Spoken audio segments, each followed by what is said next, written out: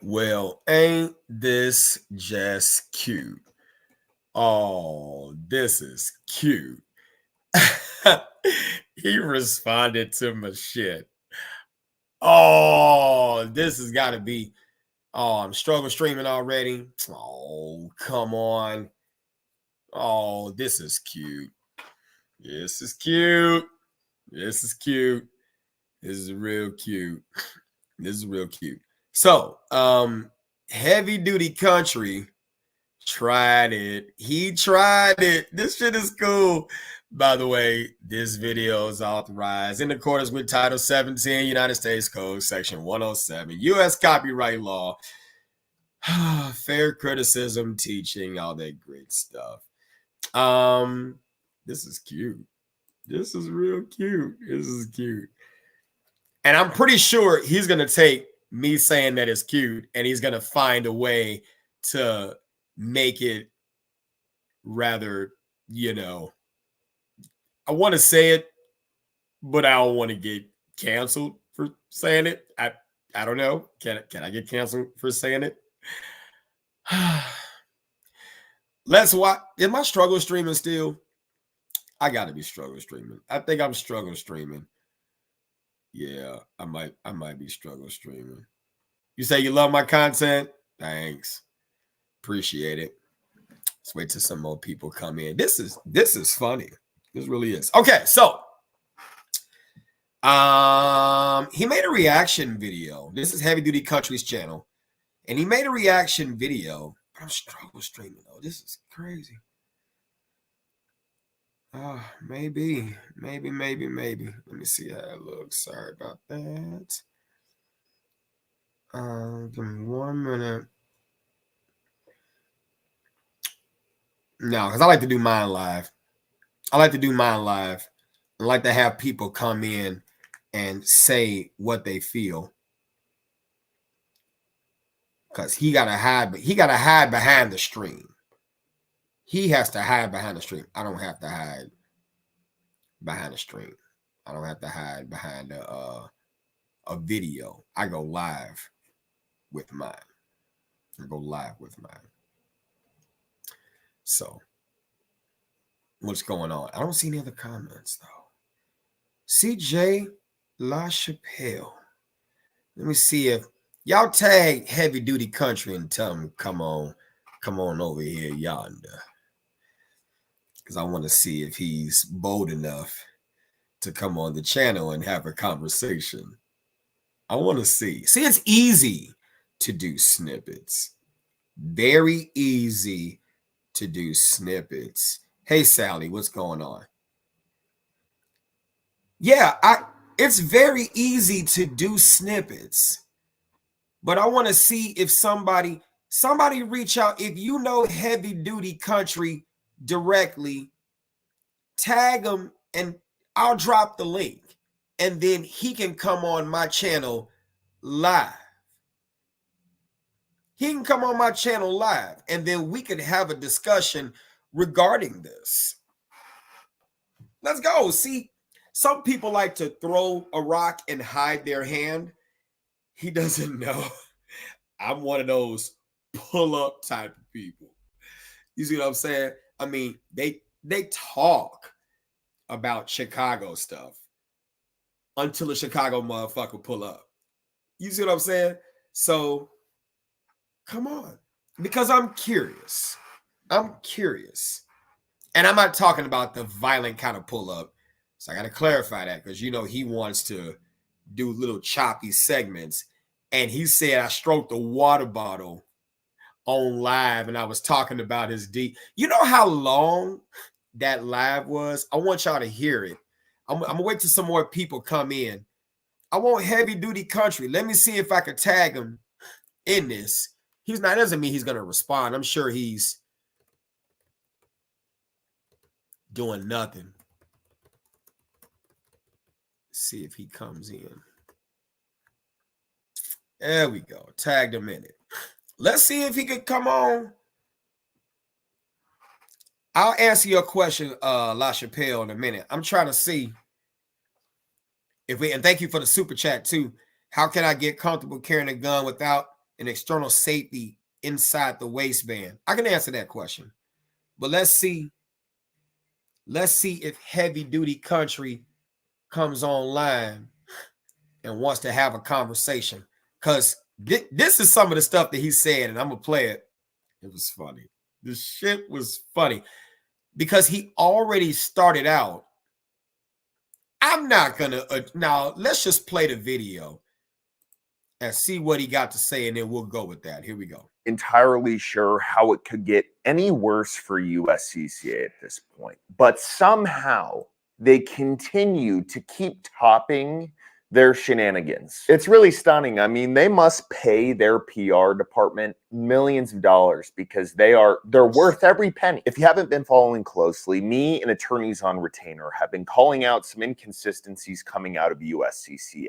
And the entire time, instead of being accountable, saying, hey, you know what, we messed this up, here's what we're going to do to make this right, they have tried to discredit us, they've tried to gaslight us, and now they've had one of their people make a video in regards to me. And I got to tell you, if you were with USCCA just based on their professionalism, please tell me that is still the case after you watch this video. This guy gets on his video and he says that we are wrong about Kayla Giles. That's the one thing I have not heard any of these critics say, that what she did was the right thing to do.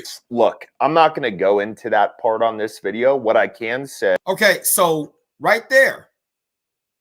Right there. Right there.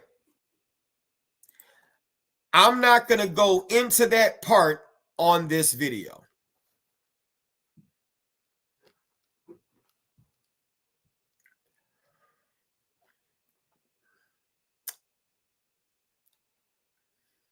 Need I say more? Need I say more? I'm not going to go into that part on this video. Need I say more? That's been my whole argument. So the rest of his video is a bunch of ad hominem attacks against the person, because my video on him and his inconsistencies, he said, I read all the transcripts. I read all of the matters concerning the Giles case that USCCA responsibly dropped. But Heavy Duty Country, I'm not going to go into that. Why not?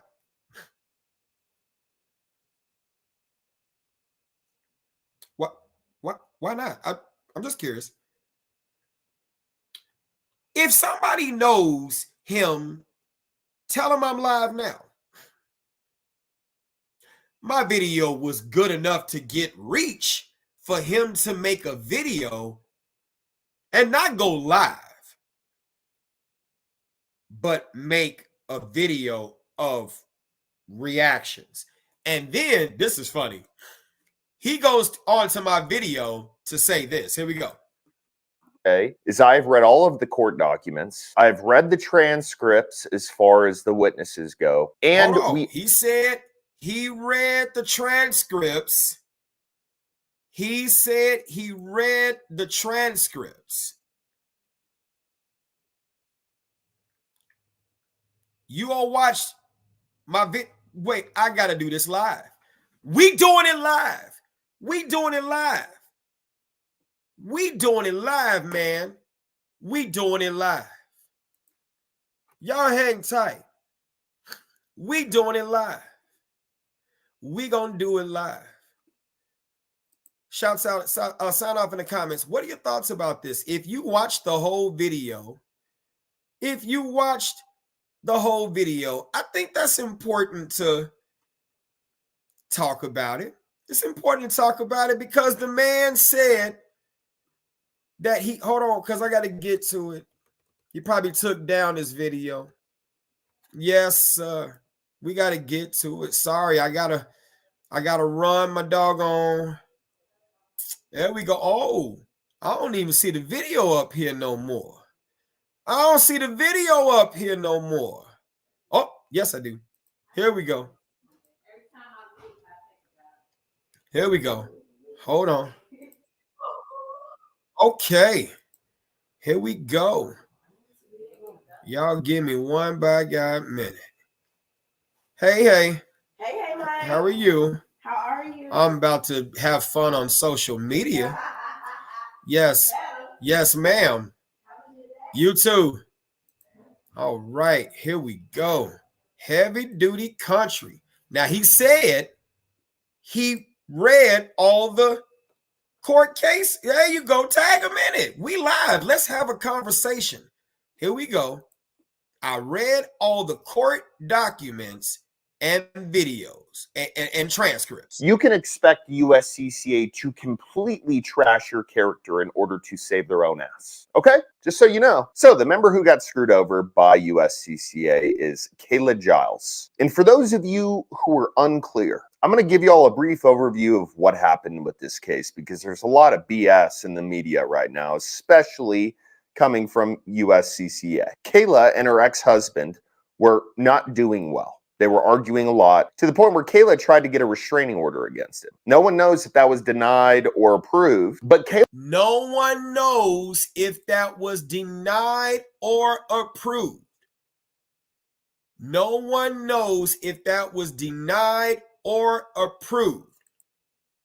Here it is. This is the appeal. This is the appeal right here. No one knows if it was denied or approved. All you have to do is go to the appellate case. The appellate case. That's all you got to do is go to the appellate case. It's not hard to go to the appellate case. It's not hard. That's all you had to do. Hold up. Here we go. The video. But like I said before, go into that part on this video. Perfect. One thing I have not. I'm not going to go into that part on this. Kayla Giles. That's the one thing I have not heard any of these critics say, that what she did was the right thing to do. Look, I'm not going to go into that part on this video. What I can say is I've read all of the court documents. I've read the transcripts as far as the witnesses go. And we also have the video. But like... Oh, so you got the video that shows what? That shows, oh, you, wait a minute. Didn't you just say that you read all the transcripts?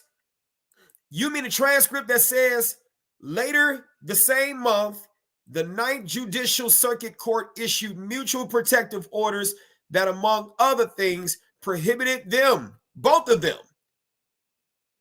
Giles and Thomas, from possessing firearms pursuant to Title 18 United States Code Section 922G8.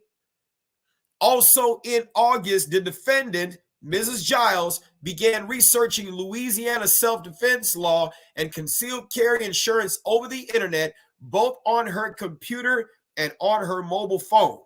And contrary to the court's protective order, the defendant purchased a Ruger LCP handgun chambered in .380 automatic Colt pistol from Academy Sports and Outdoors location in Dallas, Texas.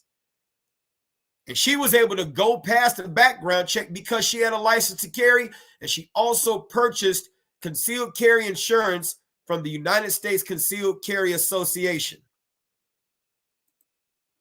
Now, you said what was it? What was that you? Oh, I'm sorry. Here we go. That what she did was the right thing to do. Look, I'm not going to go into that part on this video. What I can say is I've read all of the court documents. I've read the transcripts as far as the witnesses go. And so I'm just curious. Which is it? Which is it? Did you read it? Or did you not read it? And the sad thing is that you think, because some of the claims that you made in your video, they were cute. They really were. Like, they really were. And I guess it's fair. It's fair, right? I went on people believing you because you're white, and in this country, it has been said white is right. Stop it. Don't I'm not saying you say that, but that is said, right? And you allege that I sided with Biden. That was some cool ass shit. You don't know I got a great sense of humor, motherfucker. You said that you think because I'm black, I'm riding with Joe Biden. That was some cool ass shit. Oh. And he took one portion of my class where I'm having them learn the Palm Hill strike before they do some other stuff. And you said the fact that you, and I'm inactive. Okay, I'm glad you're here. You said the fact that you made this about race is hilarious.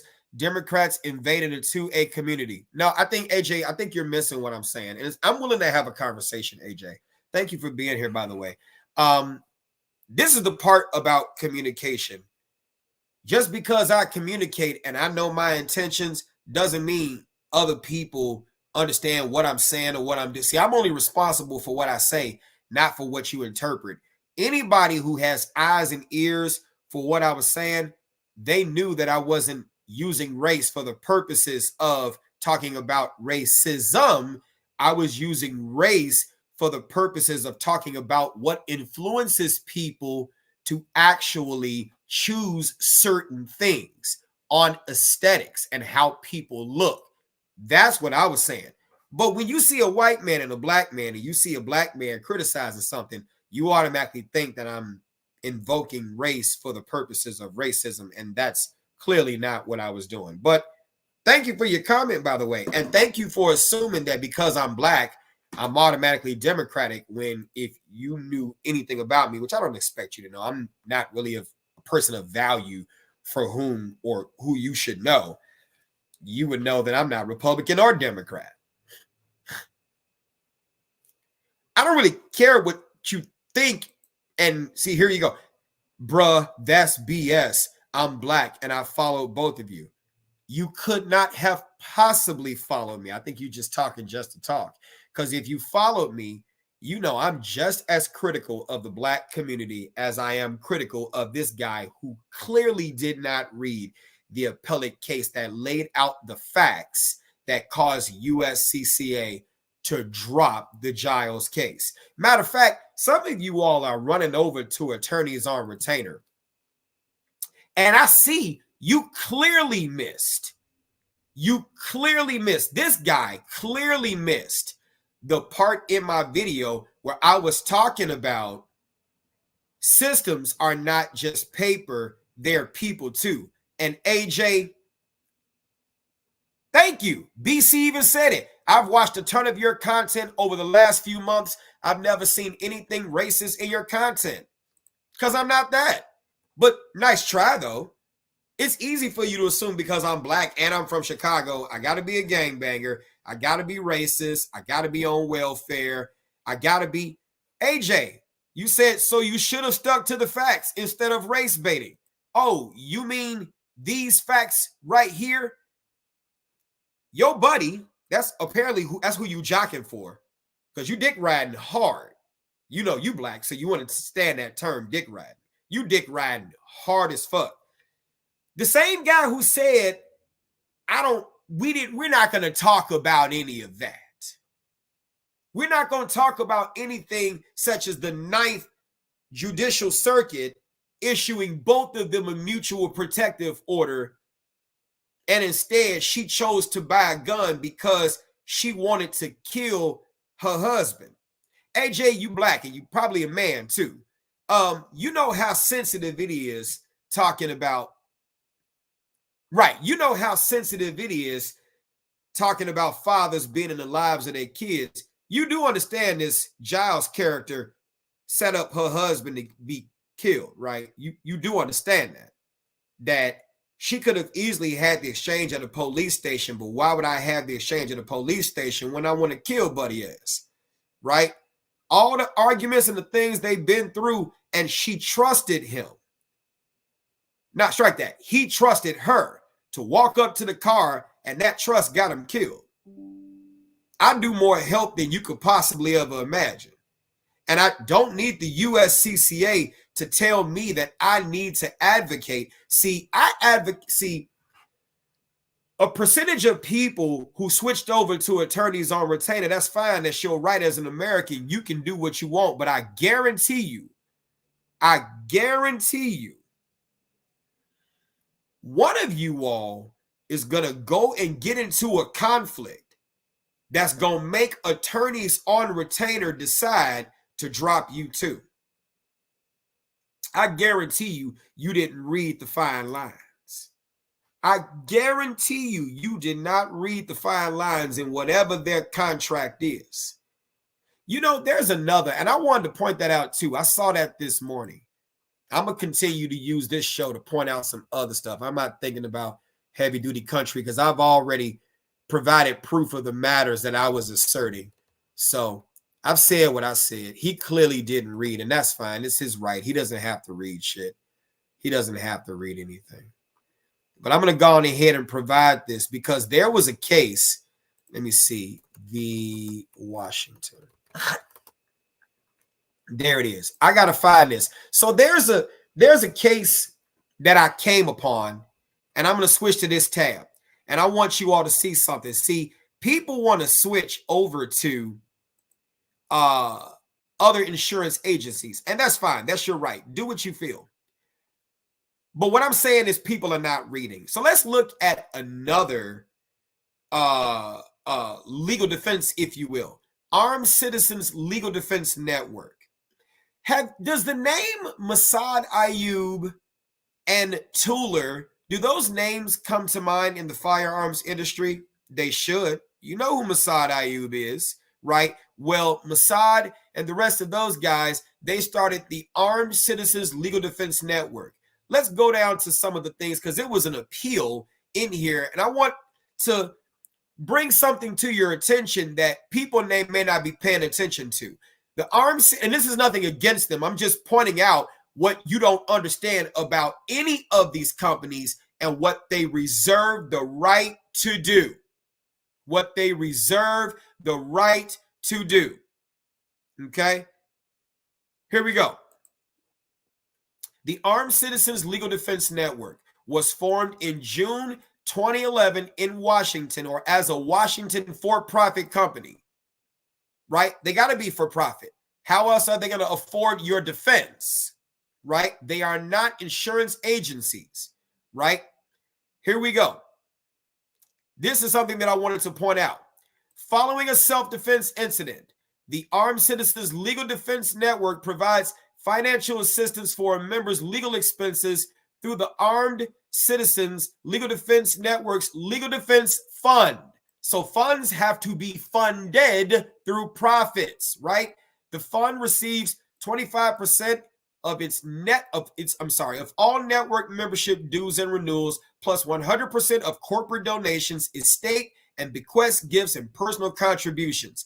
The fund contains over $2 million and has been used to fund 22 members' legal expenses following an incident of self-defense. The amount expended by ACLDN on each member's claim varied, ranging from $400 to $75,000. Of the 22 members that have received funds, one was in Washington, and in that case, they provided $2,000 to the member for legal expenses.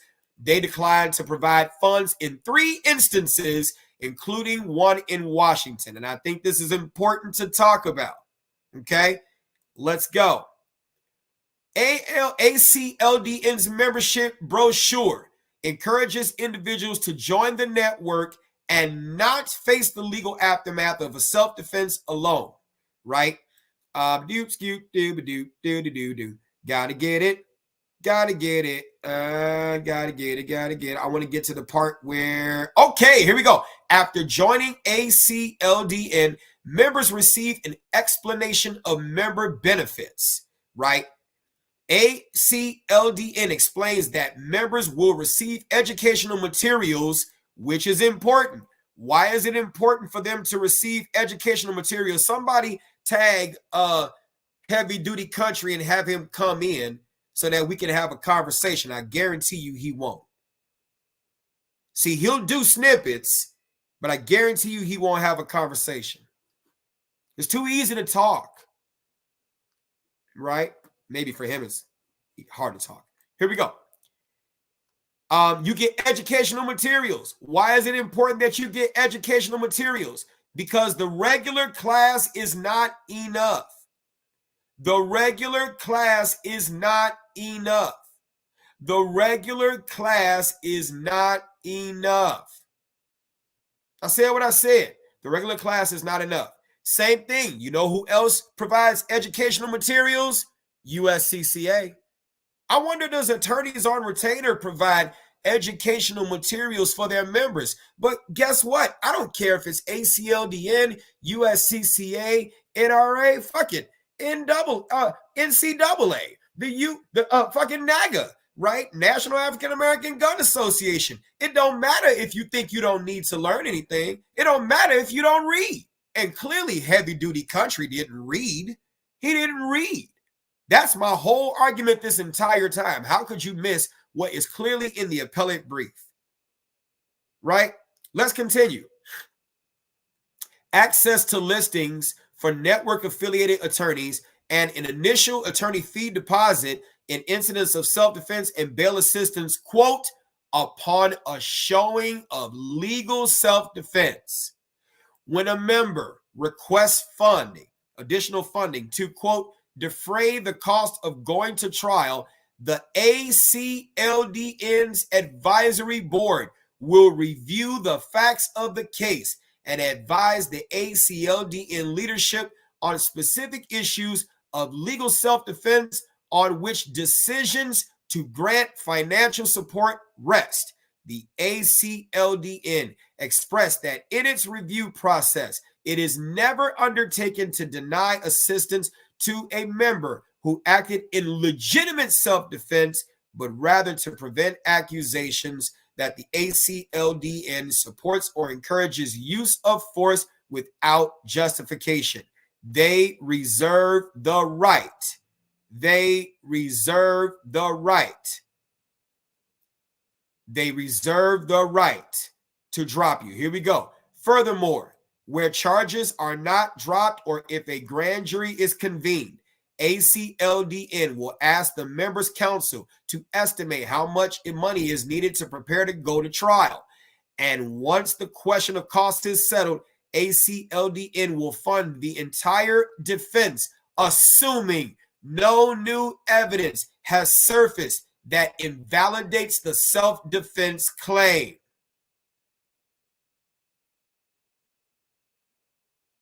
Receipt of funding is subject to a review of the facts of the case as known at the time and a determination that it was a legitimate act of self-defense. What does that mean? That means that they, like the USCCA, like attorneys on retainer, if they are smart, if these attorneys are smart, which surveys don't really show, and our surveys, right, it doesn't really show that they are, I just don't get the whole we're smart, because here's the problem that I have with this. Here's the problem that I have with this. And we're going to play this part of the video. We're going to play this because I find this deeply troubling. I find this deeply troubling. Here we go. Recording in progress. Is it Kayla Giles or Kayla Giles? It's Giles. Giles. Okay, nobody's been sure about that. All right, so my name is Mark Victor. This is Andy Marcantel. We're attorneys with the Attorneys for Freedom law firm. And today we have a Zoom call with Kayla Giles. And Kayla, we talked a little bit before we put this on, and I asked you if it was okay if we recorded this discussion. Is that okay with you? That's fine. Also, I know that you have an appeal pending in your case. You're currently incarcerated, right? Correct. And you have an appeal pending, and we don't represent you on the appeal or anything else. So there's no attorney-client privilege here. And so I want to make sure that you don't say anything that could cause a problem with your appeal. And I'm not really intimate with the facts of your case. So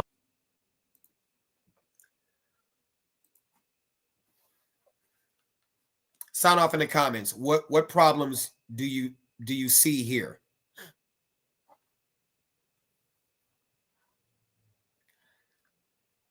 I'm just an observer.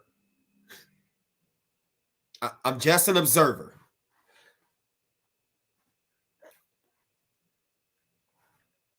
What problems do you see here? Remember I said systems are not just paper, they're people. Cases on appeal. No attorney-client privilege exists. Not fully familiar with the facts of the case. Not fully familiar with the facts of the case that says the Ninth Judicial Circuit issued a mutual protective order that said they both weren't supposed to possess guns pursuant to Title 18, United States Code, Section 922G8. And irregardless to that, she went and purchased a gun.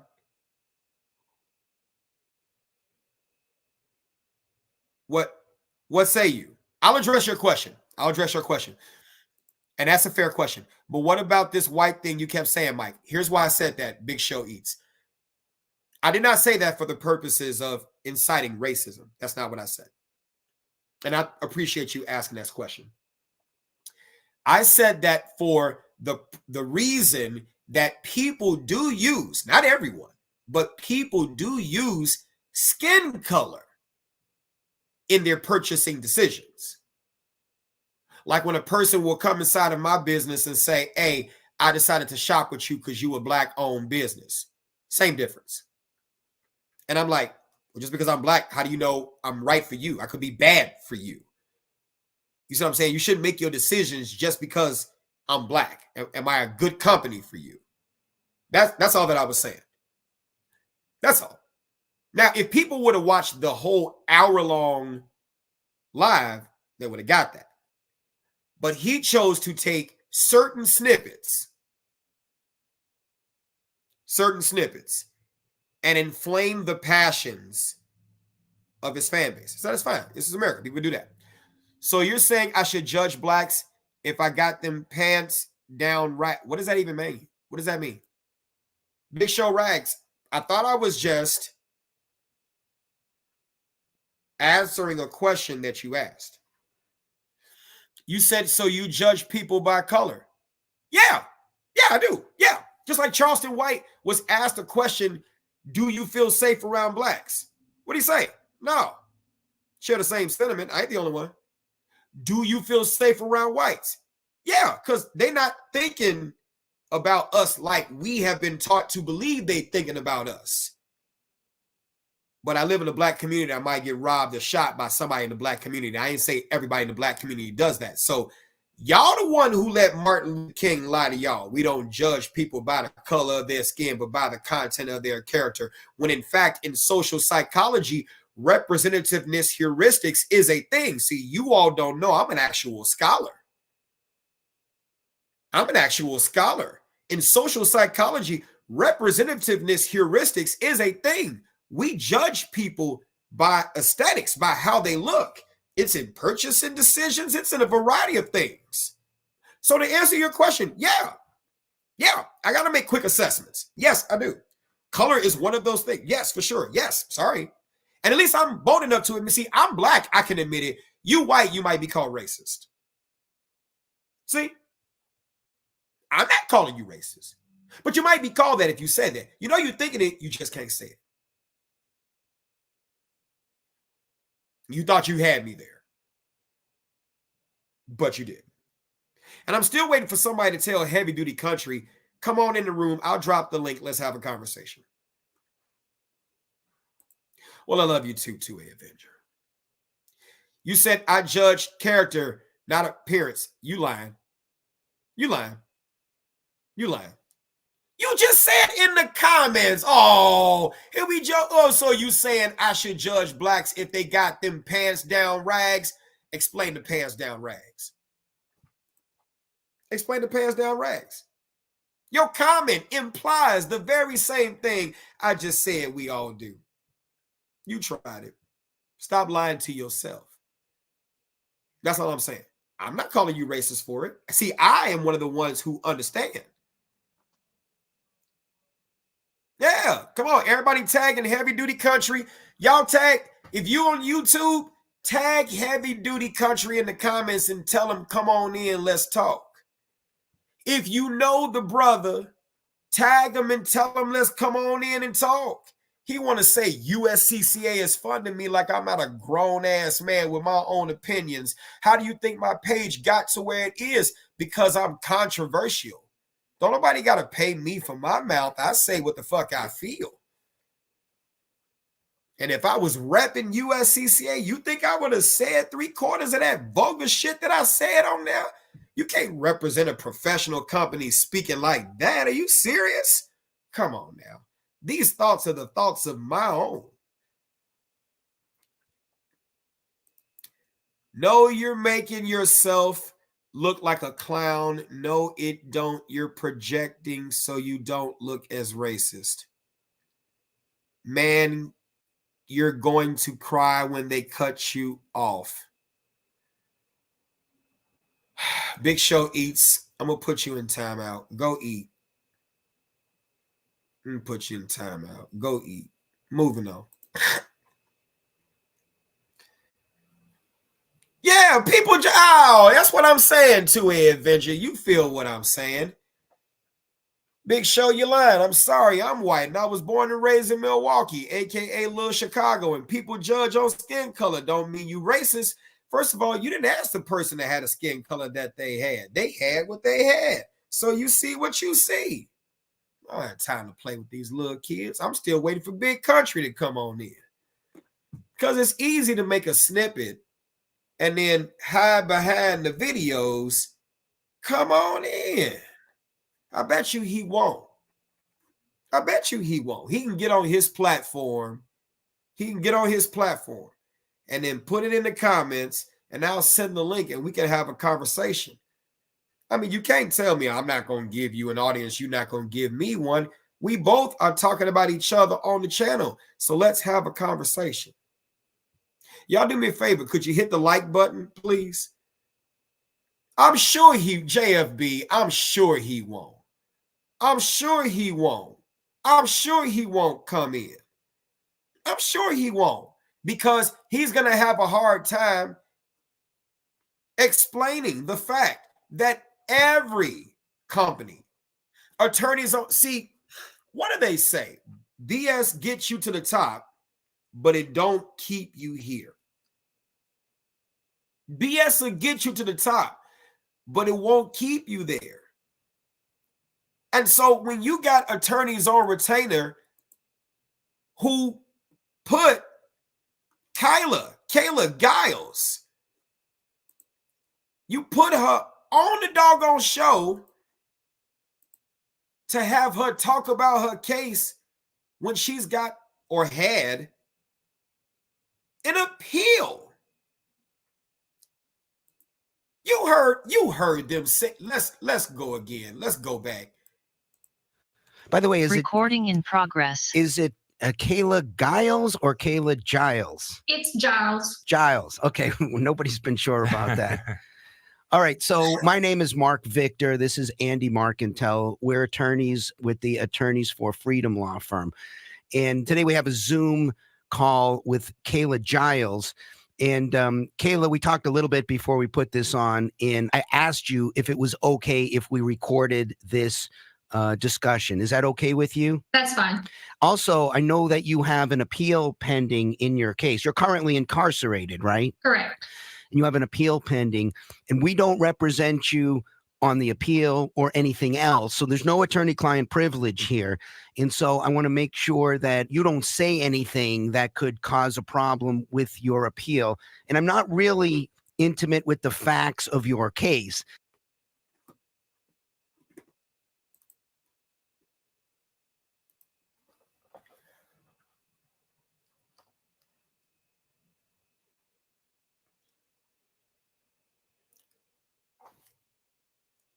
And these are the guys that you want representing you. That your case is currently on appeal. No attorney-client privilege established. They're not intimate with the facts of your case.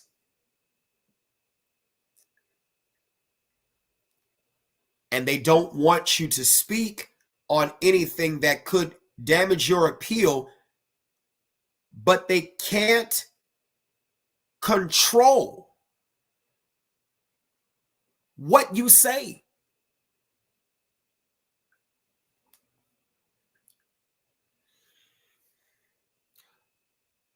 Who can see this going wrong?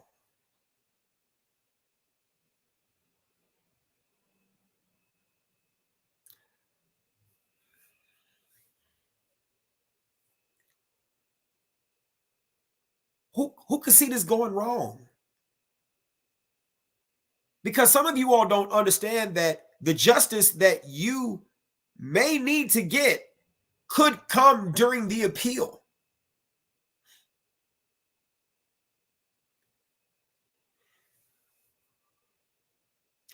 Who can see this going wrong?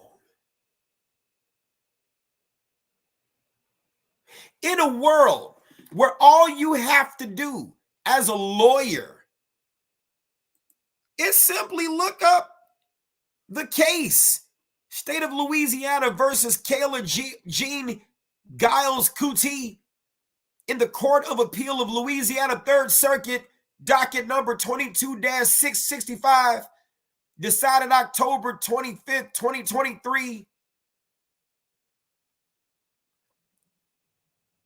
The facts and procedural posture. The defendant and Thomas Kuti were married in 2014. They had one child. All you had to do was read.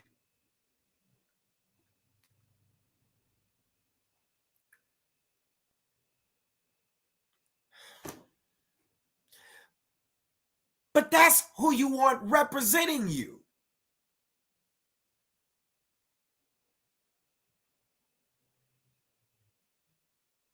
I thought we were supposed, I'm going to go racial here. I thought we were supposed to be dumb. Our brains are supposed to be with the different heads and shit. Supposed to be gorilla-like, whatever. And so we're not supposed to, my book learning skills, not supposed to be on point.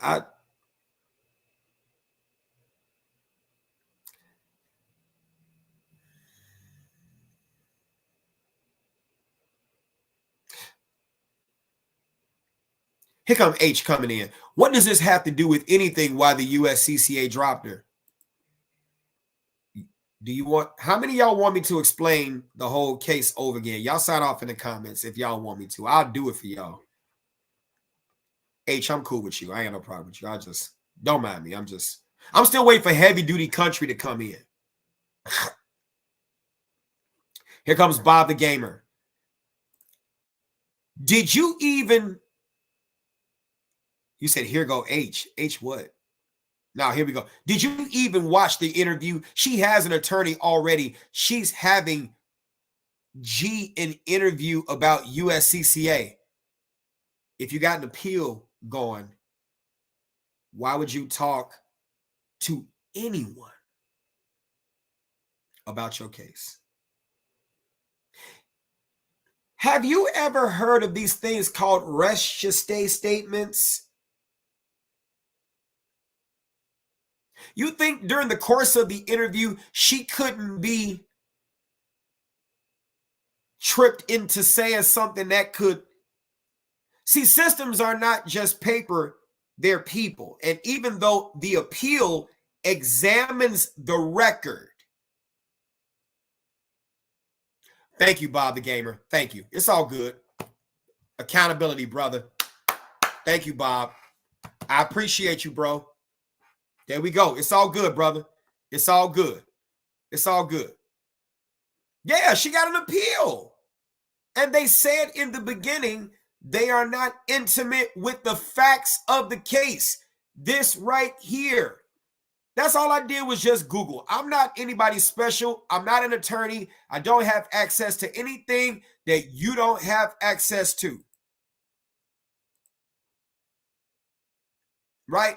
I don't have access to anything special that you don't have access to. This right here that you see is the case. Now, since you all said quick recap, it can't be a quick recap because we're going to go through the facts of the case, right? Kayla Jean Giles Kuti was once a USCCA member.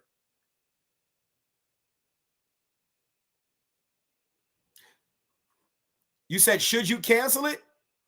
I can't suggest what you should or should not do. You have to do what's right for you.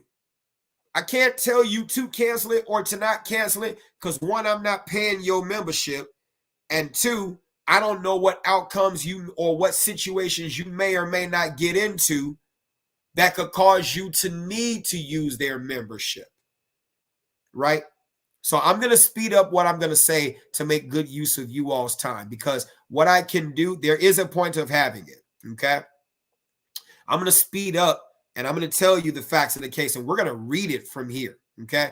Kayla was a USCCA member, and she, matter of fact, let me not tell you, let Heavy Duty Country tell you himself, right?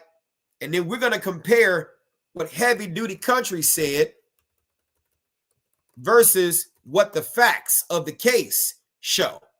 Okay? I'm going to do that. Do me a favor. Can you please hit the like button? All that great stuff. Please hit the like button. All that great stuff. Appreciate you. Want Heavy Duty Country.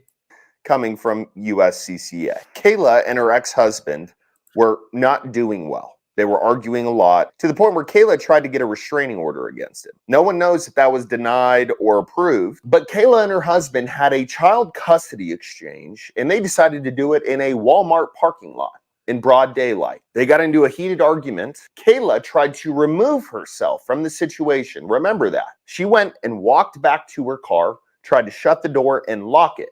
He followed her in an aggressive manner and tried to yank her door open, and Kayla shot him. The children exit my vehicle, they get in his vehicle.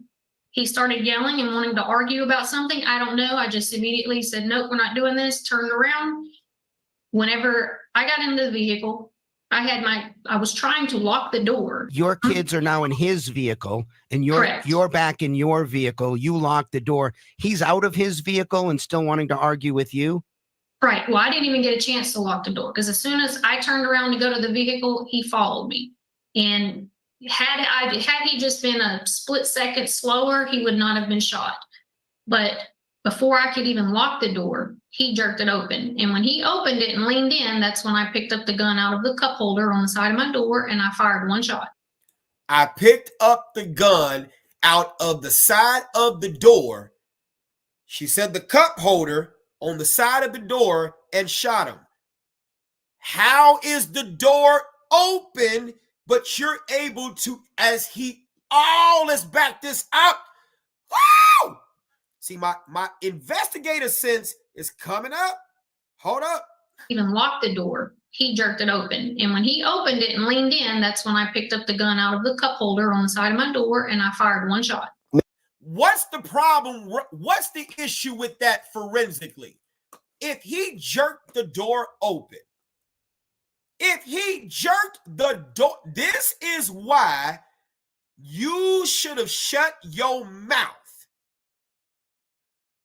If he jerked the door open and leaned in, how did you move past him to get the door, to get to the door on the side of the door? That's what she said.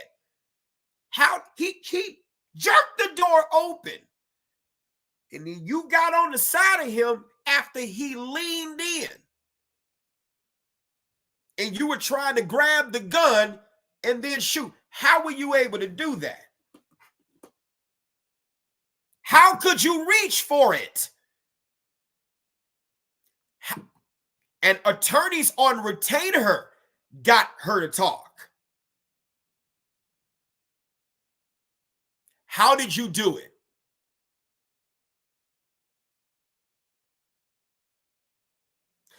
No. Here we go. Here y'all want to move the goalpost. She probably meant the console because I don't know any car with a cup holder on the door. I have a cup holder on the door. I have a cup holder on the door. I have a cup holder on the door. So I believe she meant exactly what she said. I believe she meant exactly what she said. And this is who you want to represent you, attorneys on retainer, that got you to say something, hang tight, that wasn't even in the facts of the case. Let's read it. State of Louisiana versus Kayla Jean Giles or Giles Kuti. Court of Appeal of Louisiana 3rd Circuit, docket number 22-665. Decided October 25th, 2023. Let's get to the facts and the procedural posture. Let's get to the facts and the procedural posture. Let's go. And y'all in the comments, YouTube. Here we go, Bob the Gamer. Appreciate you, buddy. I saw the interview and didn't think about the cup holder by the door. Damn, you breaking it down. I take another L. Bob the Gamer, shouts out to you. Y'all go follow his page. Hope you got some good gaming stuff on there. Let's go. See, I'm still waiting for Heavy Duty Country to come on by. Goddamn. Let's talk about this. By God. Here we go. The defendant and Thomas Kuti were married in 2014. They had one child. Let me put this up to where you can read it, okay? Let me put myself in the corner and Bob the Gamer, put your comment right there, by God. Okay, here we go. Defendant and Thomas Kuti were married in 2014. They had one child. Their marriage, however, would not be characterized as harmonious. In 2018, the defendant and Thomas separated. Thank you, Dale, for your cash app. Appreciate you. This separation was not amicable, to say the least. Thomas reported defendant to law enforcement authorities that the defendant, right, here we go, Thomas, the man, reported defendant to law enforcement authorities that the defendant slapped him during a custody exchange. The defendant complained to her friend, Jennifer Dennis, that Thomas slammed a car door on her leg during exchange. So insofar as we see, we got mutual combat. We got mutual combat. By God, let's continue. Okay? Hold on, sorry about that. Let's continue. In retaliation, the defendant slapped Thomas at an August 2018 custody hearing. The defendant indicated that Thomas had jumped her during an earlier incident.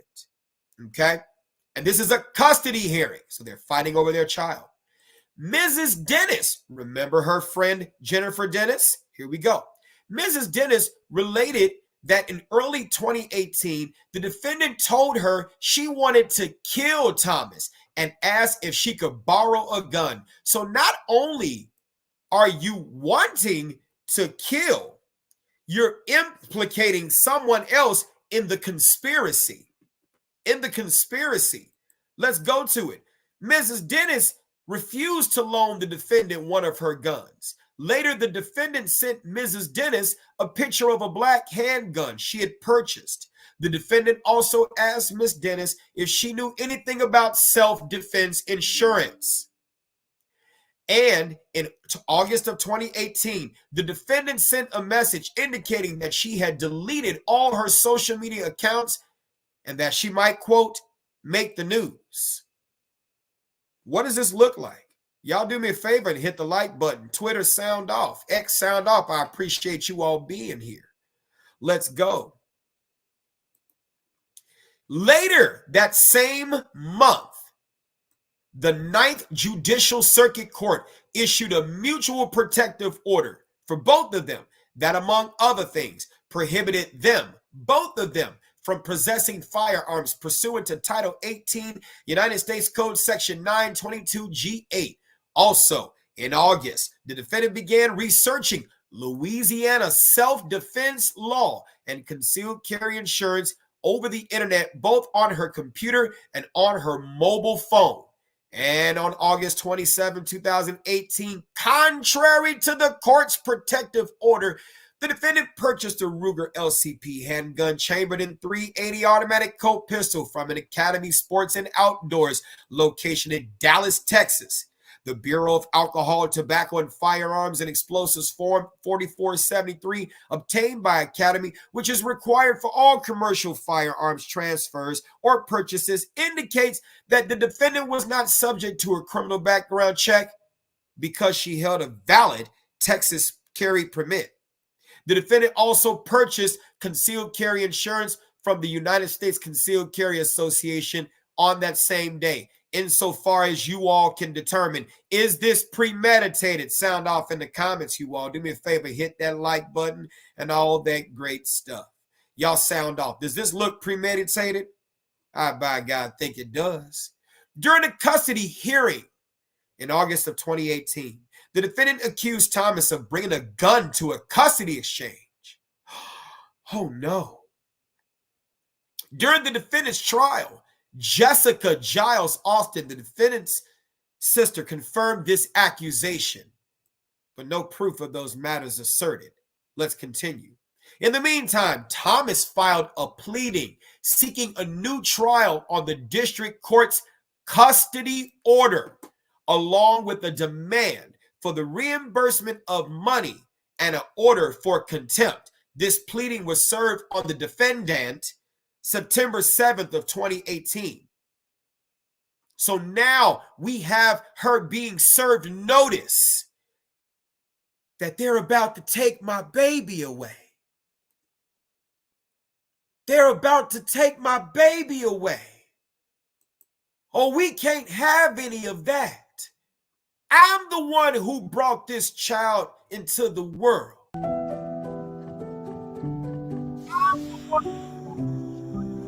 You didn't labor for 9 months to carry this child. I carried this child. No, you not about to take my child from me.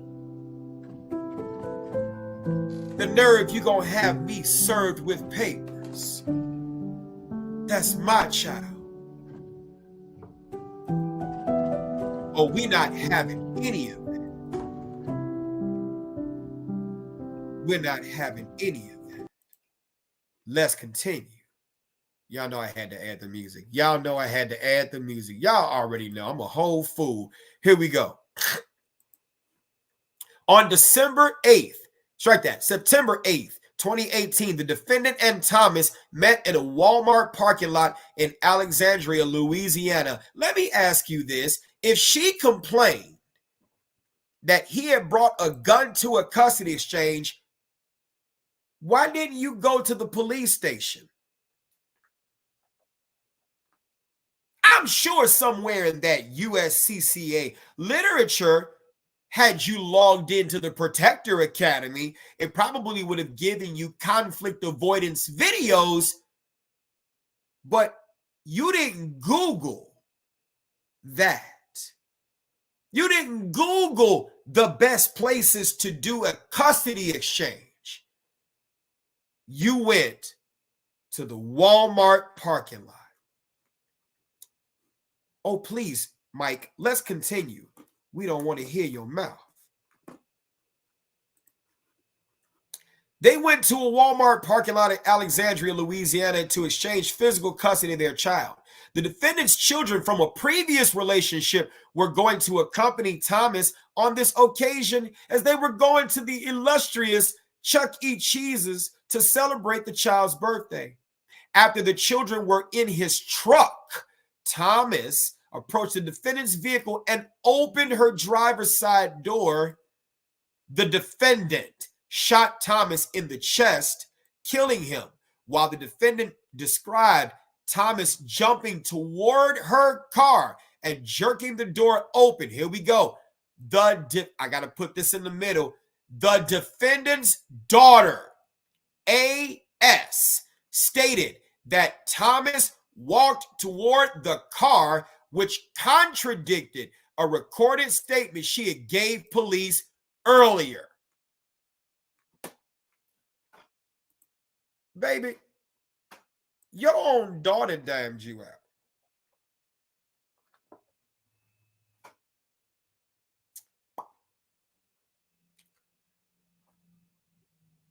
Your own daughter.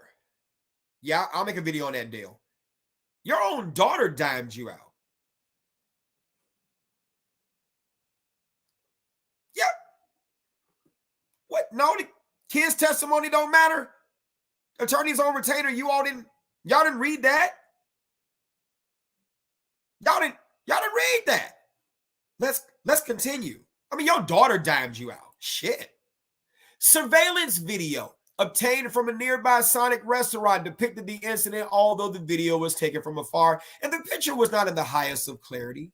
The defendant was seen closing the rear driver's side door and proceeding to the driver's door. Thomas can be seen walking towards the driver's door. He opened the door.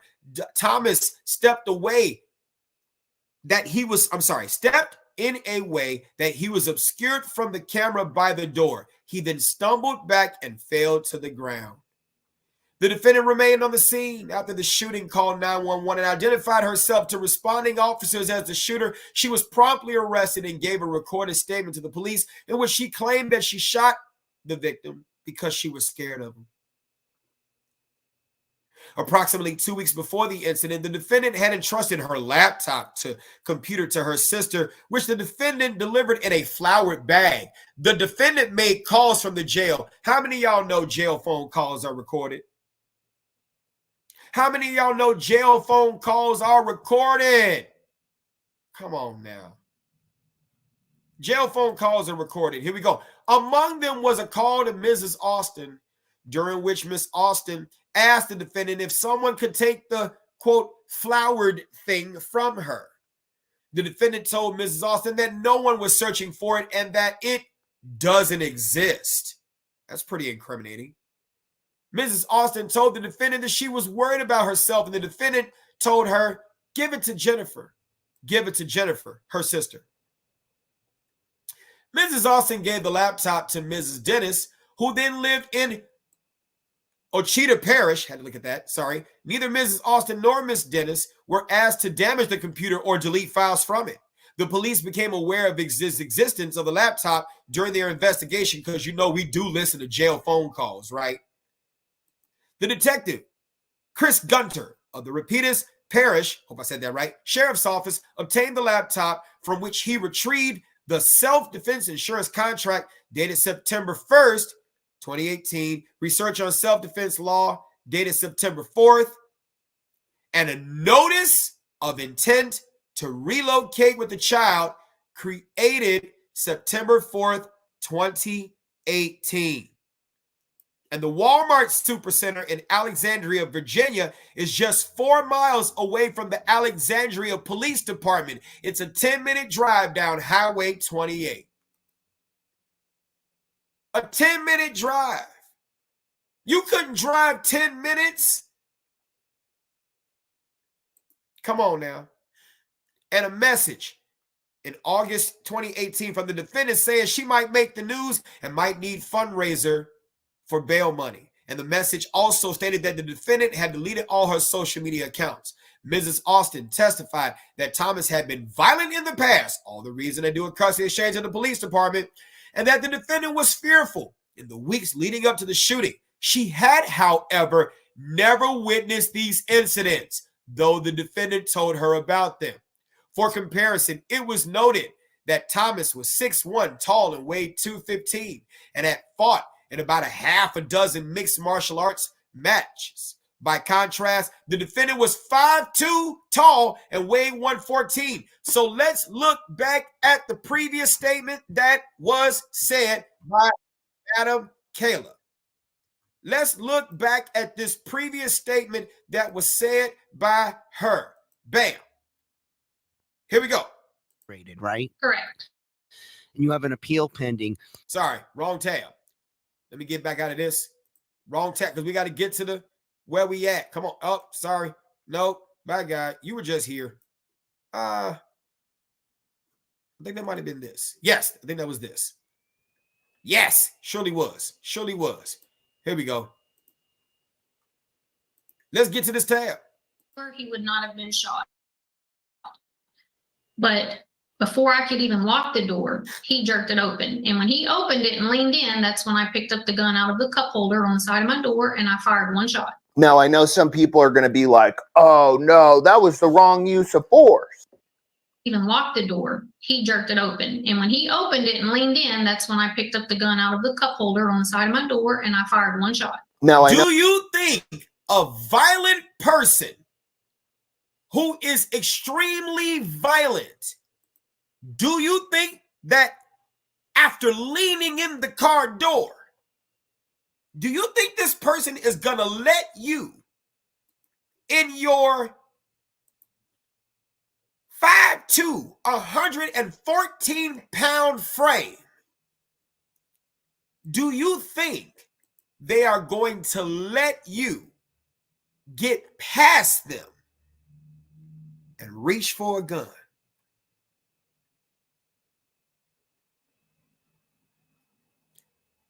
You said you got a gun because you were terrified of him.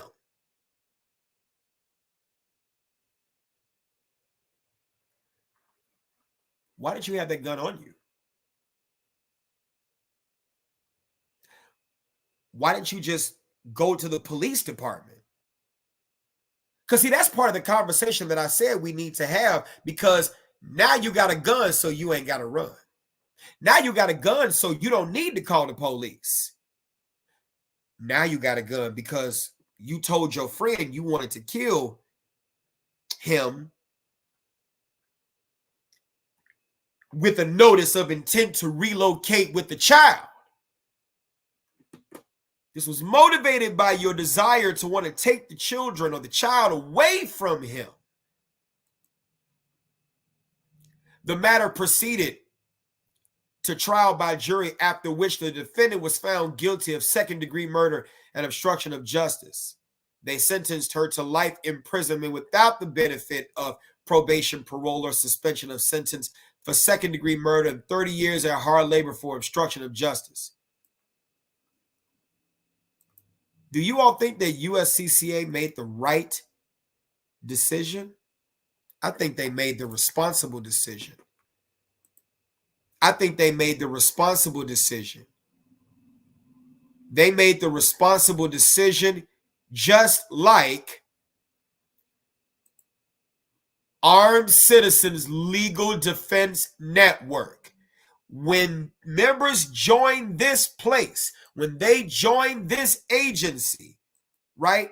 When they join this self-defense insurance company, just like USCCA reserves the right to drop you for looking for conflict and expecting them to insure you, the Armed Citizens Legal Defense Network says that they reserve the right to review.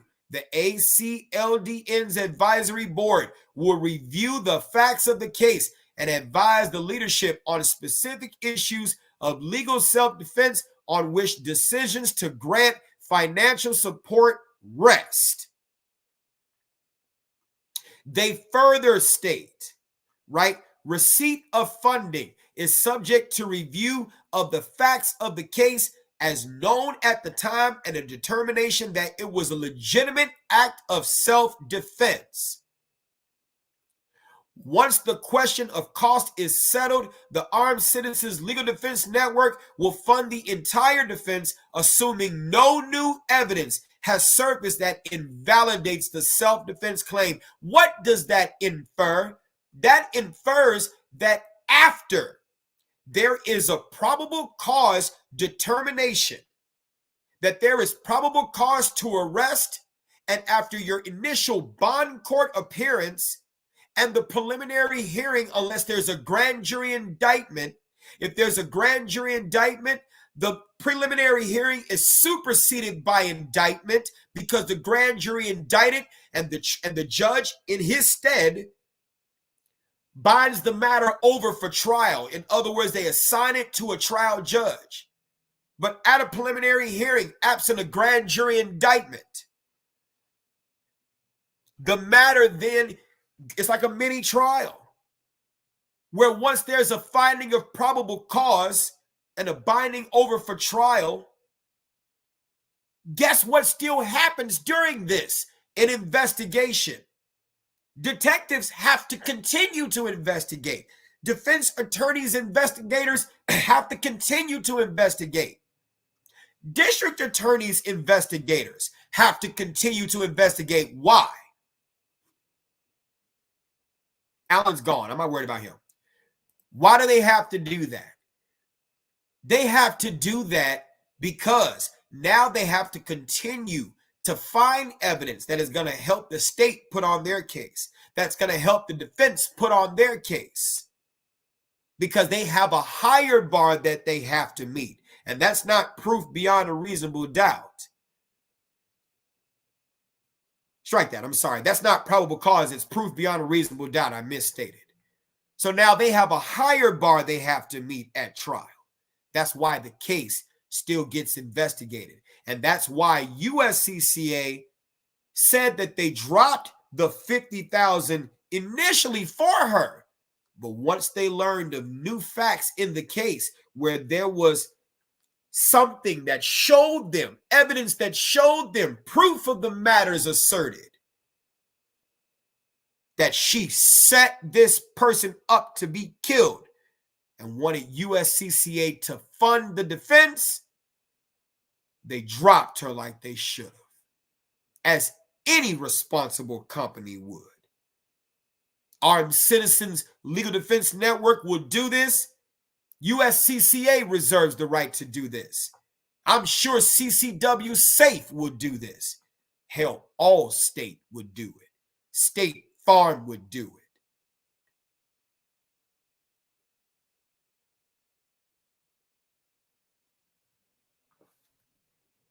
I'm just saying.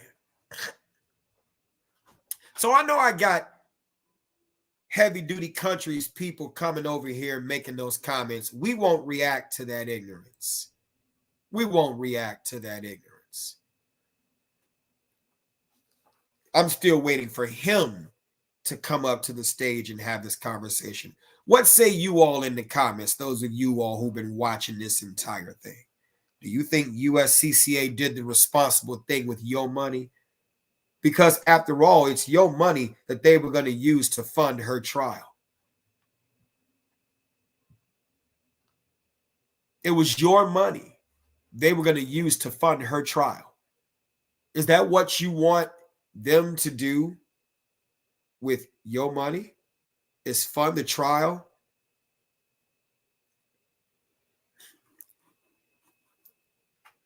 Yeah, that's all he is. He's just a conspiracy theory pusher rather than facts.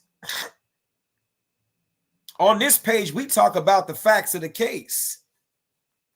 Now, it was fair for him to say some of the things that he said in response with the black stuff, whatever the case, because I said what I said about the white thing. So it's one shot for another shot. I'm not worried about that. I watched the 9-10 minute video that he said. It didn't really bother me because he didn't really attack too many things. He didn't attack too many things. You said, can I post it? Yes, I'll post the link. Please, I'll post the link. I surely will.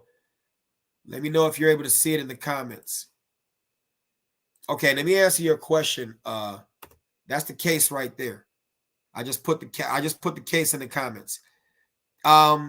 You said, how can I get comfortable carrying a gun without an external safety inside the waistband? So you got to find a holster that fits right for you. Whether you want to carry, in the 3 or 4 o'clock position, 5, 6, which I don't recommend because it's directly on your spine. Whether you want to carry 12, you're going to have to find a myriad of holsters that actually fit and is comfortable for you. You see what I'm saying? So it's going to have to be, you know what I'm saying? I get it. You said it's insurance. Their duty is to drop you if you don't fit within the contract. Yeah, I agree. If you're going out looking for conflict, their duty is to drop you. I agree. So they dropped the right person. I agree. And matter of fact, it's not even just insurance. I just got through reading from Armed Defense, Armed Citizens Legal Defense Network. That's Massad Ayoub's group. That's what this is right there. That's Massad Ayoub's group. They're not even an insurer. They're just a product. And they said they'll drop you. CCW Safe will drop you. Jake from State Farm will drop you. The Gecko from Geico would drop you. If you going out looking for conflict, come on, man. Well, she's hailed as the victim because people are following herd mentality. You know what I'm saying? They're following herd mentality. They're following herd mentality. And here I am. I gave Heavy Duty Country the opportunity to come here on this platform. All he's going to do is make another video. All he's going to do is take this video, find more stuff on my page that's cringe, whatever. When he took footage from a basic concealed carry course. It's a basic concealed carry course. It ain't really much that we can teach them beyond the basics because it's the basic course. He took one snippet. And by the way, the palm heel strike before creating distance, all that was good. I'm glad you showed us doing that. Oh, yeah, I made no qualms about that. He didn't say nothing. Now, and shouts out to the USCCA for the yellow pistols. Yeah, so what's the issue with that? And the thing is, a lot of these other people that's following the herd mentality, they got to be careful because a lot of them are USCCA instructors. And they know without the USCCA, that's going to affect their business. See, I was an instructor before USCCA, so I'm not slave to anybody. In fact, I was critical of some things that I didn't understand and said same shit about them. So come on, bro. He tried it. He don't know who I am. I'm nobody. I'm an average dude just with people who follow me for whatever. That's it. You said, do I like John? Yeah, that's all he gonna do. That's all he gonna do. He gonna make cute little videos. He's not gonna say he's wrong. In fact, he did say something that was really important, though. He said something that was really important. I gotta get to it because it was funny. It really was. What'd he say? Hold on. This guy gets on his video and he says that we are wrong about Kayla Giles. That's the one thing I have not heard any of these critics say, that what she did was the right thing to do. Look, I'm not going to go into that part on this video. What I can. Why not? Why not go into that part on this video? Why not? Why not go to that part? Freedom Cat, but you missed it though. Okay, Freedom Cat, cool, fine, I'm racist, fine. Okay, but we've been talking about the facts of the case. So, Freedom Cat, before I cut you totally off, do you want to have a conversation or you want to just talk about me being allegedly racist? I'll drop the link and you can come on in. Freedom Cat.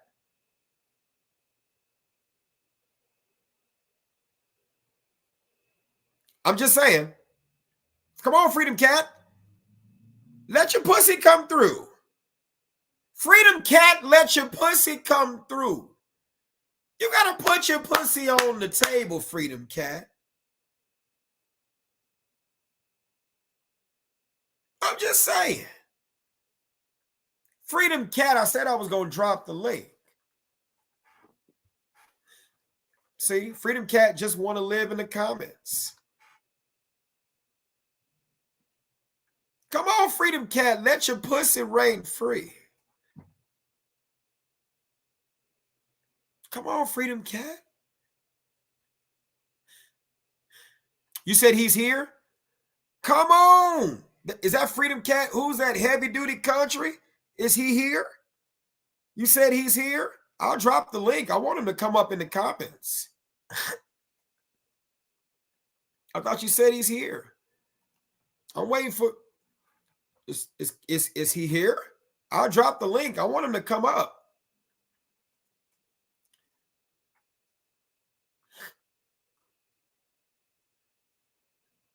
You said that's Freedom Cat? That can't be him. Freedom Cat, is that you? I said I'm watching the other video. What are you talking about? I said I am watching the other video. What other video are you talking about, Freedom Cat? What other video are you talking about? Yeah, he said I was bought by USCCA. You haven't apparently, if y'all don't know who I am, first of all, I hit 1 million followers on my page. Oh, no, I'm not talking about that video, Freedom Cat. I ain't talking about that. He came out with this. This the video that's right here. This the video. This is the video that he came out talking about me. It was funny. He found all the little snippets. I got to say, it was put together. It was put together very well. It's put together very well. He found the one where I was doing this and thought I was talking about his dick. When he took what I said out of context, thinking that I was talking about him.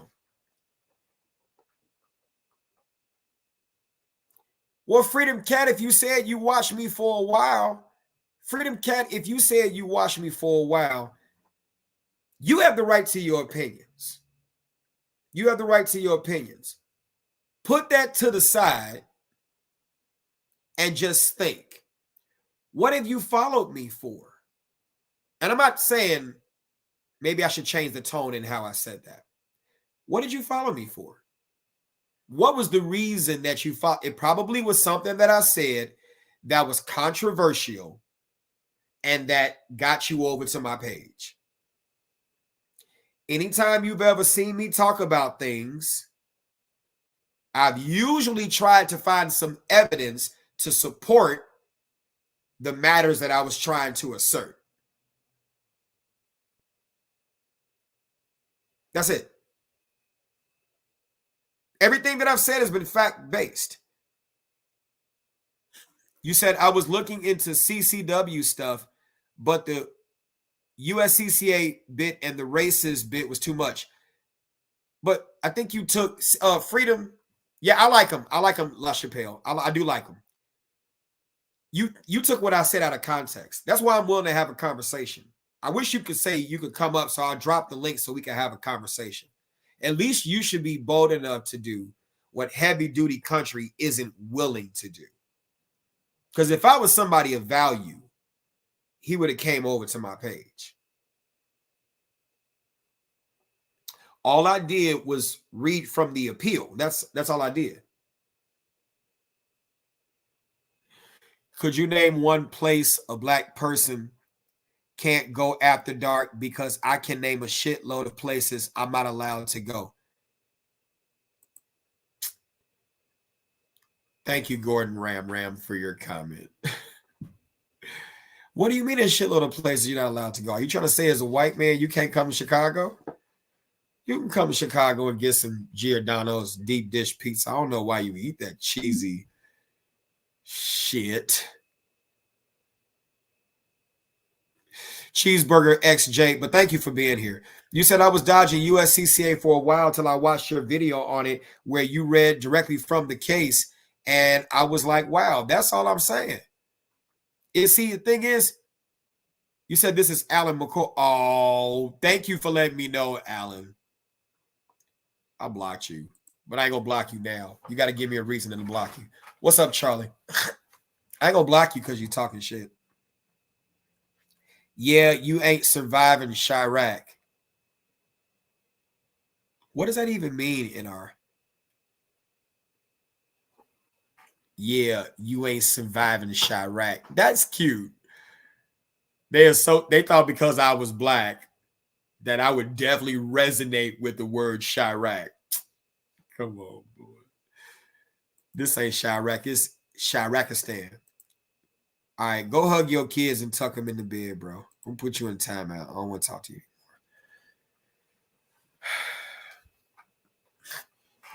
All I've been doing was talking about the facts. And he just said, well, I ain't going to go into any of that.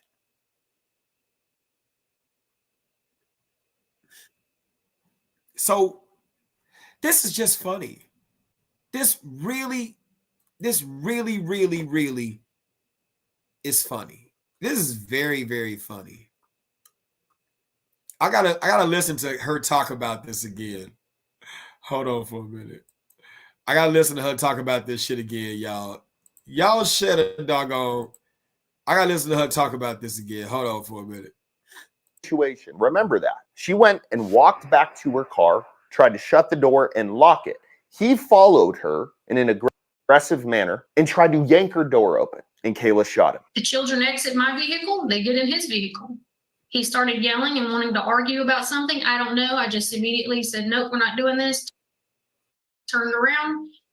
Whenever I got into the vehicle, I was trying to lock the door. Your kids are now in his vehicle and you're back in your vehicle. You lock the door. He's out of his vehicle and still wanting to argue with you.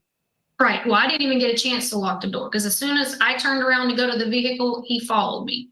And had he just been a split second slower, he would not have been shot. But before I could even lock the door, he jerked it open. And when he opened it and leaned in, that's when I picked up the gun out of the cup holder on the side of my door and I fired one shot. Now, I know some people. Had he just been a split second slower, he would not have been shot. But before I could even lock the door, he jerked it open. And when he opened it and leaned in, that's when I picked up the gun out of the cup holder on the side of my door and I fired one shot. Now, he opened it and leaned in, that's when I picked up the gun out of the cup holder on the side of my door and I fired one shot. Now, the vehicle, he followed me. And had he just been a split second slower, he would not have been shot. But before I could even lock the door, he jerked it open. And when he opened it and leaned in, that's when I picked up the gun out of the cup holder on the side of my door and I fired one shot. now,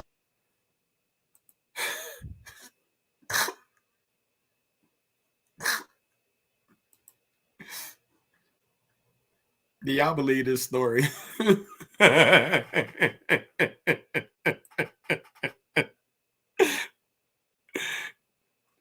Y'all believe? Second slower, he would not have been shot. But before I could even lock the door, he jerked it open. And when he opened it and leaned in, that's when I picked up the gun out of the cup holder on the side of my door and I fired one shot. Do you think this big, angry 6'1" leaned in the car door and somehow you amassed the courage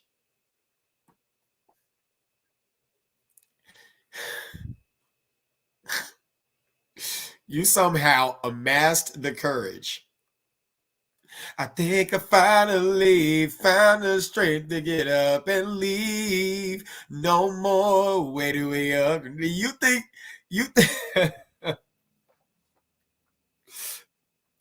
so this man let you. Yes. Bob the Gamer, yes.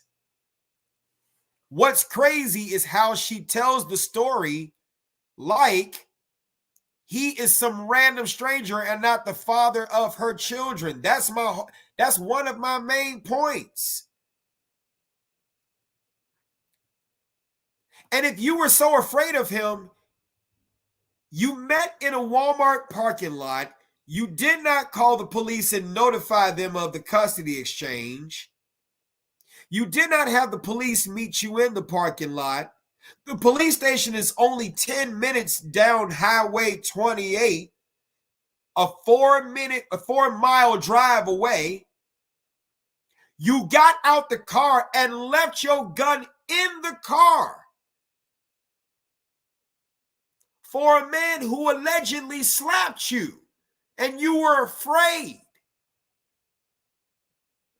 You were so scared that not only you went and bought the gun, bought the insurance, but you left the gun.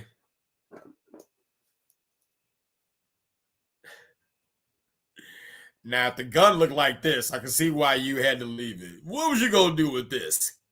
Freeze, motherfucker.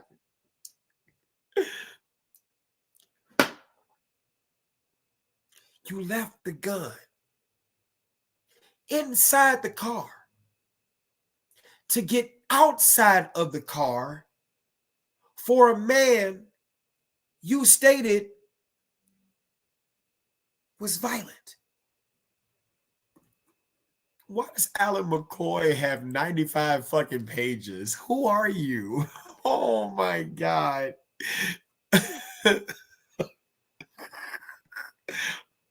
I love your ass, Alan. Alan got a bunch of pages. Oh no. Why you keep blocking me, bro? What the fuck, man? All right, let's get back to it. Alan, I'm gonna let you stay. You make one comment on, I'm gonna block your ass again. I want to see what you're going to come up with now. You know, this shit ain't bothering me. It's funny to me. But you were so afraid.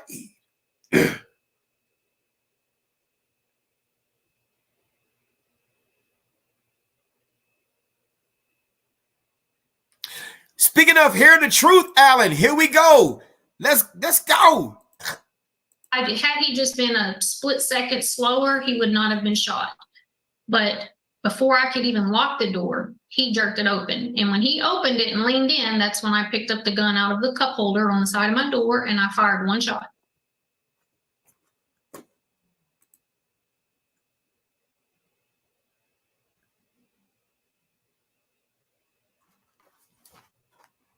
Really?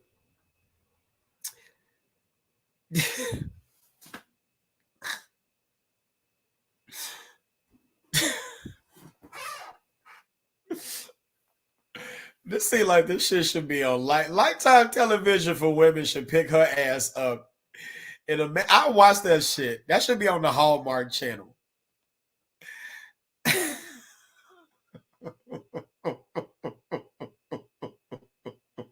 Hey, Virginia Bushcrafter, what's going on?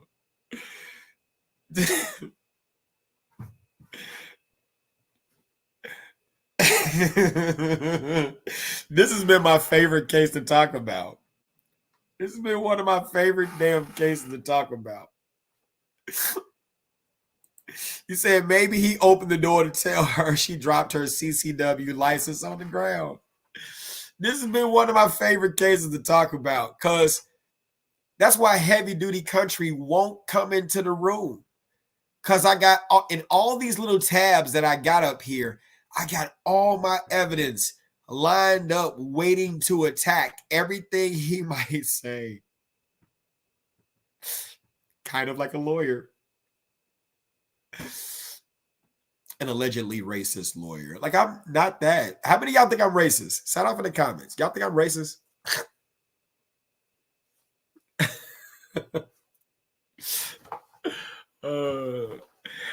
First of all, I can't win for trying. Black people think I'm an Uncle Tom Coon Sambo. Police, race traitor, pig, 12.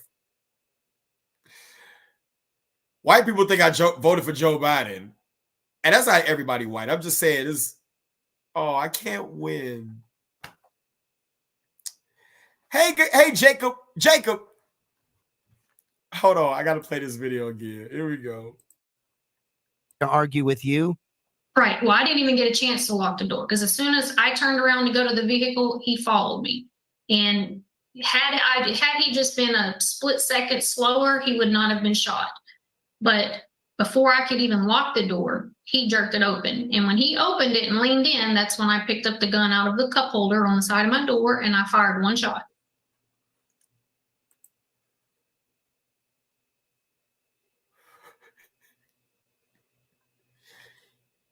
He jerked the door open.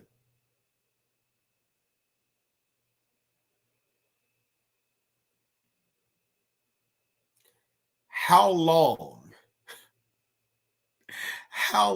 are her arms?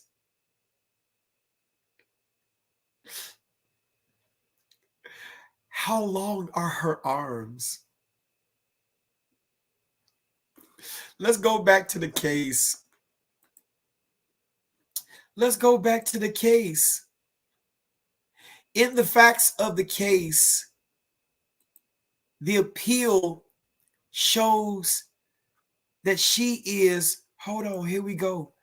I got to blow it up for y'all, my friends.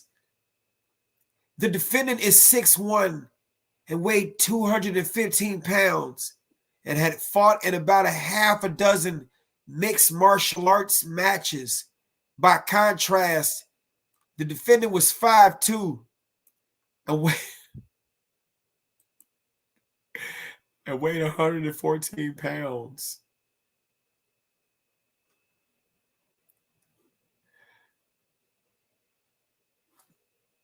Do y'all think her arms were long? And Alan, you are correct. If I said what you said about white people towards black people, I would be racist. And you know what, Alan, I will say this. That's sad.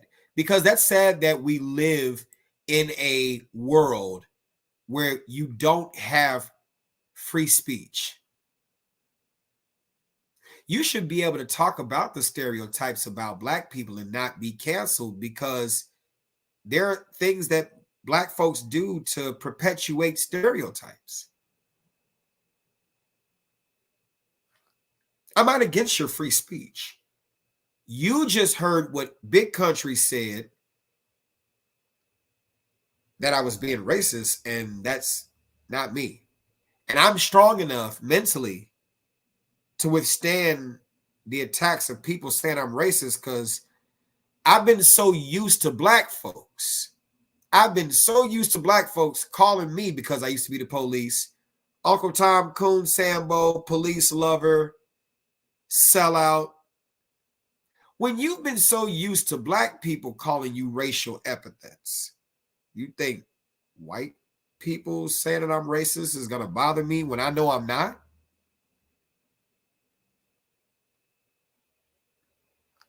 Right? So I wish you did honestly have the freedom to say some of those things and not be called a racist. You know, I actually wish that you were not treated unfairly and assumed to be racist because you're white. I think that's totally unfair. I think that's totally unfair that by the color of your skin, Alan, that you would be called a racist without someone judging you for who, or just sitting here and having a conversation with you about who you are. I'm going to recommend a book to all of you that I recommend you listen to, and I'm almost done with it. This is Dr. Phil's book. Let me put it on the screen.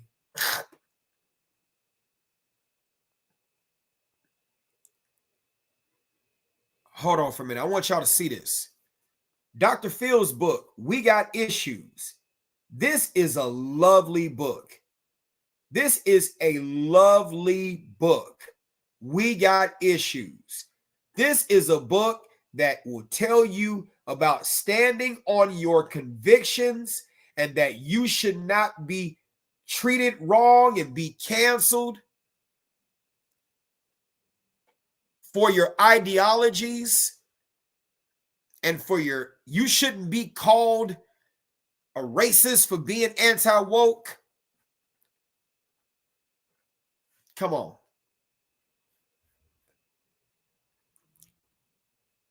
I said what I said.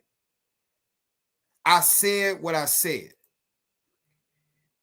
I said what I said. You don't have to like it. You don't have to like it. I've already blocked him, so I don't need to even address his comment. I've already blocked him. I said what I said.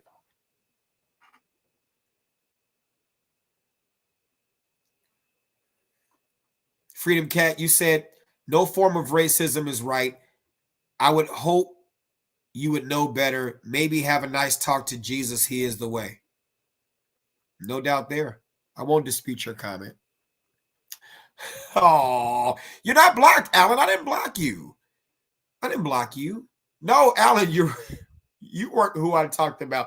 Alan, I didn't block you. What are you talking about? Calm down, buddy. I didn't block you.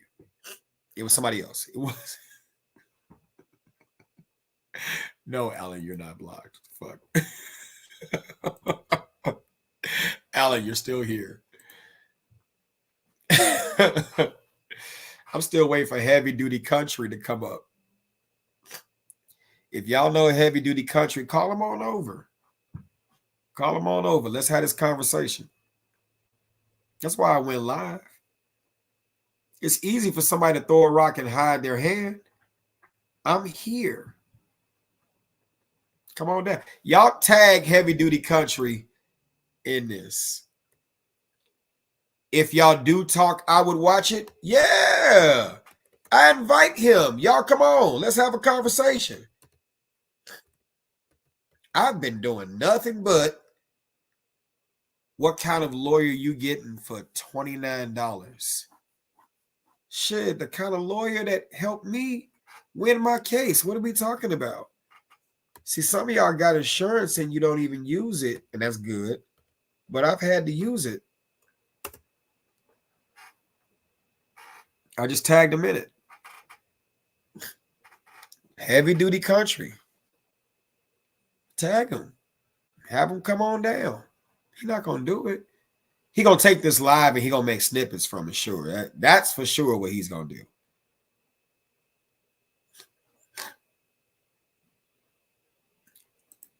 He's not coming. He said it's not because of who's right or wrong, Mike. Dude is just trying to bash USCC. Of course.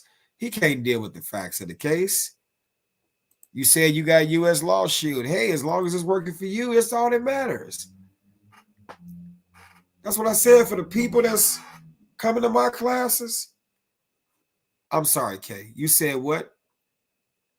Oh, what kind of lawyer you getting for 29? See, some people don't understand it. I'm going to have this conversation with y'all. Y'all do understand. Can y'all do me a favor and hit the like button, please? If you like this, you don't have to hit if you don't like it. That's fine. Let's have that conversation.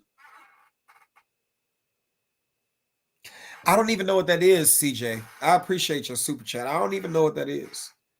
Thank you for the super chat, though. I don't even know firearms legal protection. I think I heard of it before. So sometimes people don't understand that systems are not just paper. They are people. And so for those of you all who do have attorneys on retainer, I'm going to ask you something. Call them and ask them, do they have a relationship? Come on now. Come on. Do they have a relationship with the bar associations of that particular city or county? See, systems are not just paper. They're people. And if attorneys on retainer, those two guys,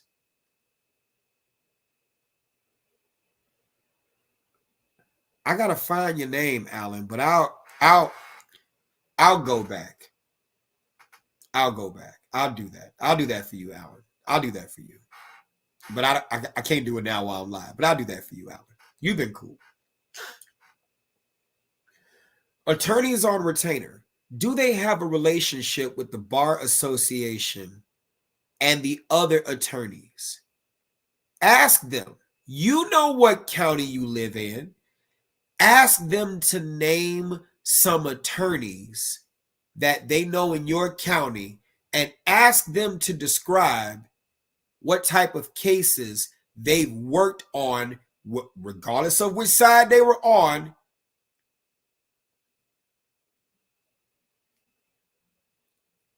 And ask them what were the outcomes. Because the cases are over with. They can talk about it. It's public record now. What were the outcomes? How do they know Judge Charles Beach in Cook County? How do they know Judge Marion Perkins, even though she's in Chancery and not criminal? How do they know Judge, give me another judge name, Mariam Muhammad? How do they know Judge Susanna Ortiz? How do they know Judge John Fitzgerald Like, who used to be in bond court, who now has his own court room in Layton Criminal Courts, 2600 South California?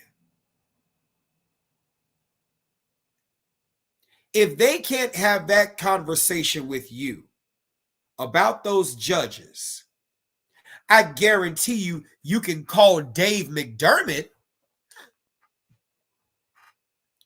I guarantee you, you could call Dave McDermott, and Dave McDermott will tell you all about those judges.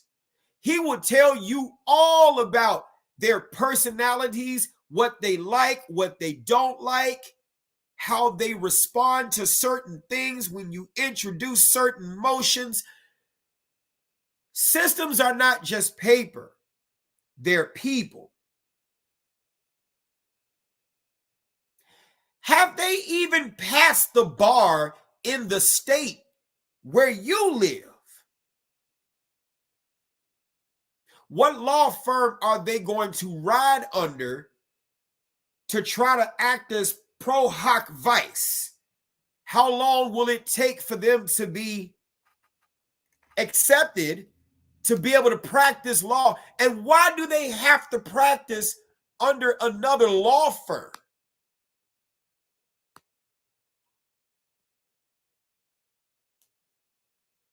See, ask attorneys on retainer, when was the last function that they went to with other defense attorneys in your area? How are their relationships with other defense attorneys in your county?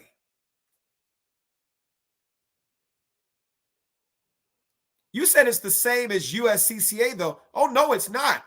How do you think I even dropped Dave McDermott's name? Dave McDermott isn't. Come on, bro. You said grip, aim, squeeze. Two things can be true at the same time. Heavy duty is racist. I don't have any information to assert that. I just say that he took a shot at me like I took a shot at him. That's why I call it fair. I'm not mad at him saying that shit. I'm not mad at him saying that shit. Right. So it's fair. It's fucking fair. I saw that shit. I was like, oh, motherfucker, he got me and shit. I'm fair. Whatever. He talked about the dick. I was not talking about his dick. You fucking asshole. I'm not heavy duty. What? Heavy duty. He's so small. It's so small. I'm not. Oh, come on. I wasn't talking about your dick. But that was a nice one. I like how he merged that shit together. I knew the context of what I was talking about. This motherfucker.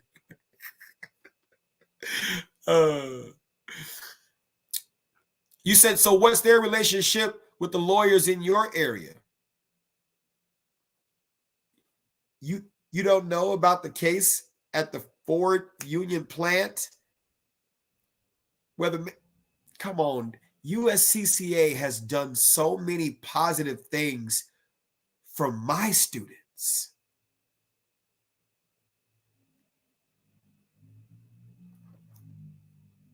Come on, man. USCCA has done so many positive things for my students. Let's talk about a person who was not my student, Jacoby, out of Lexington, Kentucky. Here he is right here.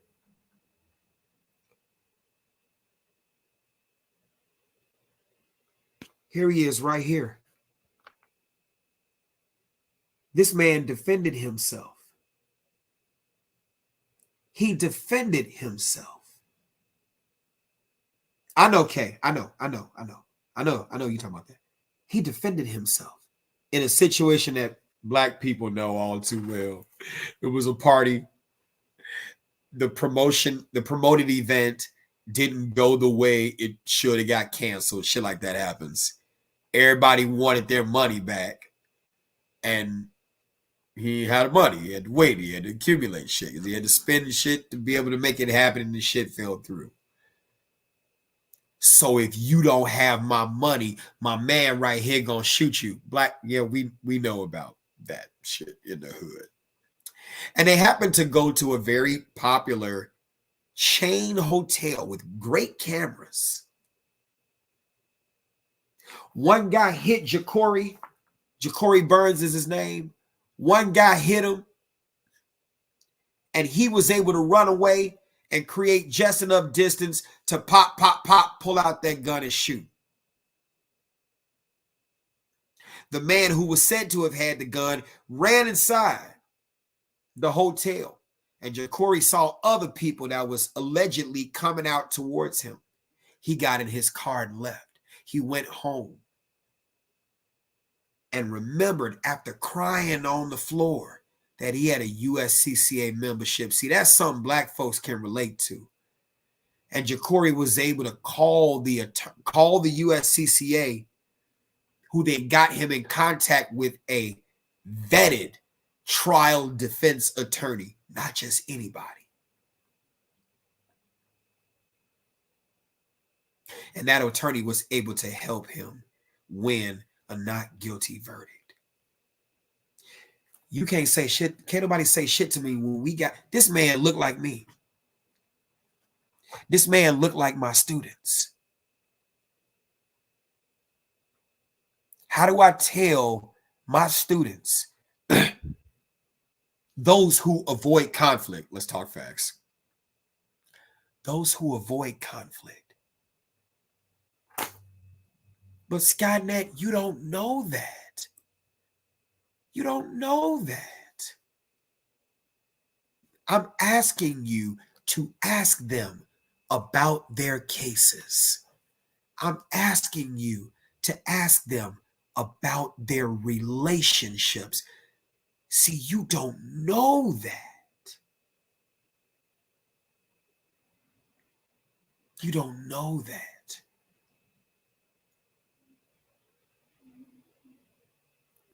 Former cop, been falsely arrested, found not guilty. I'm a criminal justice practitioner and professor. I study this. My words have value. Because a great percentage of you instructors, you ain't been through the shit you teach.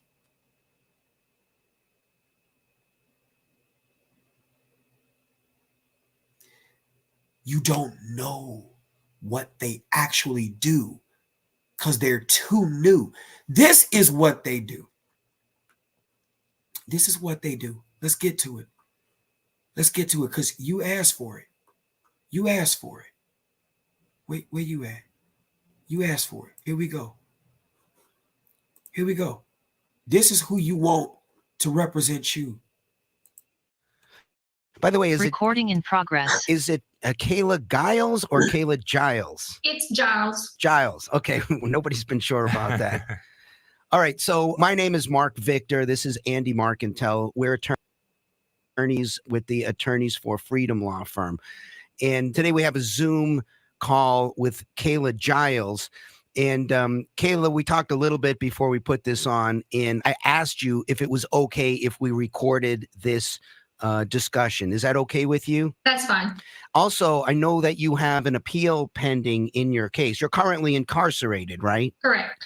And you have an appeal pending, and we don't represent you on the appeal or anything else. So there's no attorney-client privilege here. And so I want to make sure that you don't say anything that could cause a problem with your appeal. And I'm not really intimate with the facts of your case. An attorney who's not intimate with the facts of your case. What do companies and police departments and government agencies normally say when there is pending litigation? What do they say? We don't comment on pending litigation, but they have a litigant commenting on pending litigation.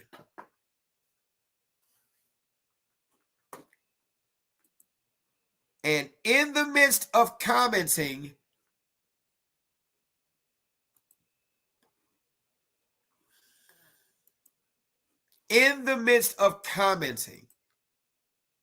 this is what she says. In the midst of commenting. Had he just been a split second slower, he would not have been shot.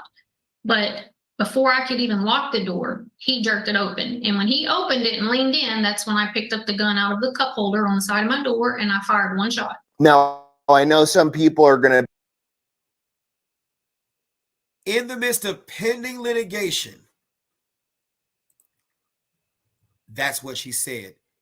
When the state said, by contrast, the defendant was 5'2" and weighed 114 pounds, where Thomas was 6'1" and weighed 215.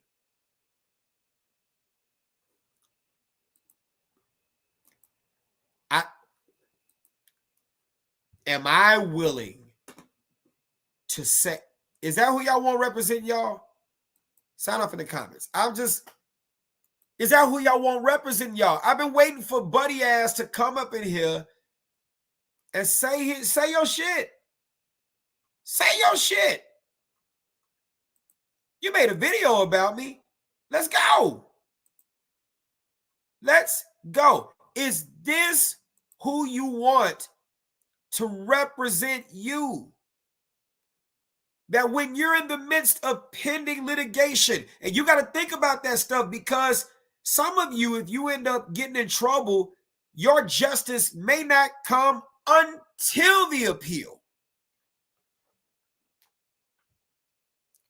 Your justice may not be at trial. Your justice may be during the appeal.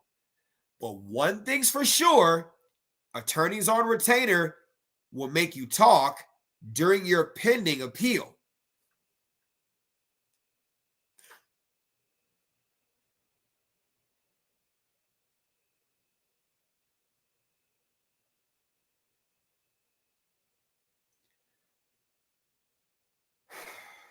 All right, yo. I think I've done enough. I've done enough. I've done enough. I've done enough. I've done enough. I've done enough. Skynet, you're really doing a lot. Skynet, I think you're missing the point. You're missing the point. Skynet, did you?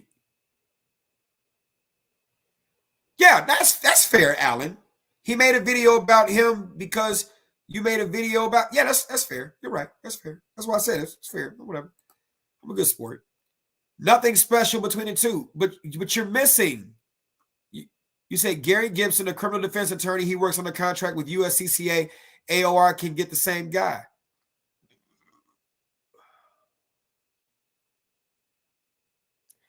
Talk about their wins.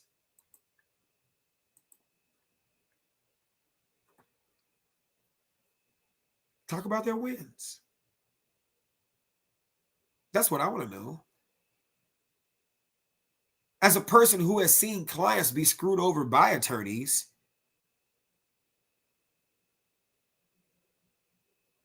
talk about their wins.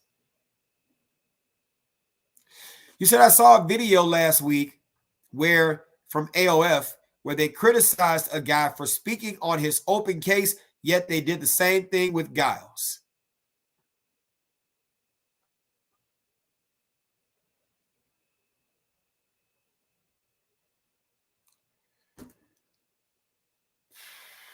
I'm just saying. I'm just saying. You said Mark Victor had her speaking more than she should have. She shot herself in the foot so he could get some clout. Like a true lawyer, he snaked her and she didn't even know it. It's true. It's true. It's true. It's true. Why would you even? There's an appeal. There's an appellate decision. And now you go introducing new evidence, apparently. This might be new. I don't know. But it definitely disproves your case. What judge?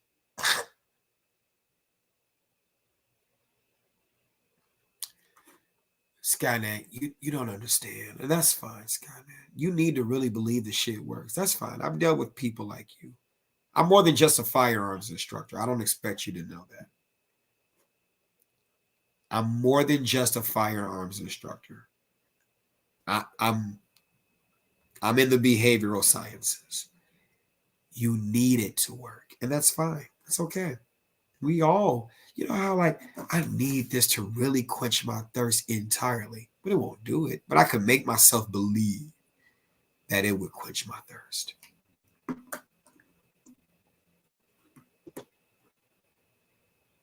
You need to make it work. I get it. Who am I to tell you otherwise? I'm just saying. That's all I'm saying. You said he's got relationships with the local judges. He don't have relationships with all of them.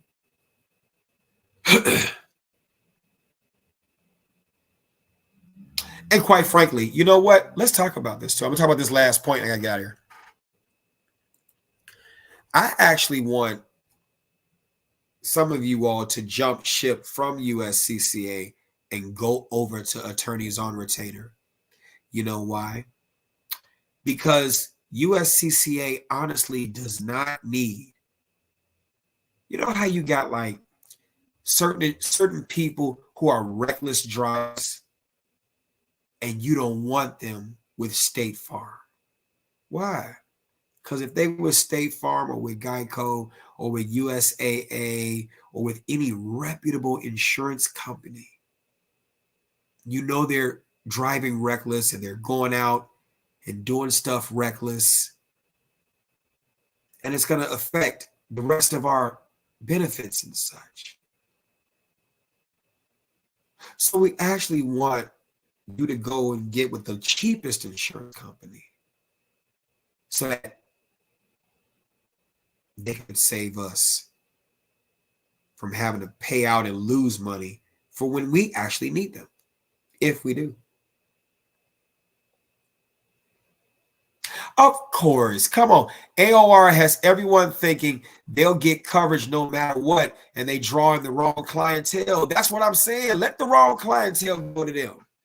Let the wrong clientele go to them and let those people bleed them dry. And when they bleed them dry and get so many cases because you can't get rights over there, they won't exist. And the other companies that are responsible is still standing. That's it.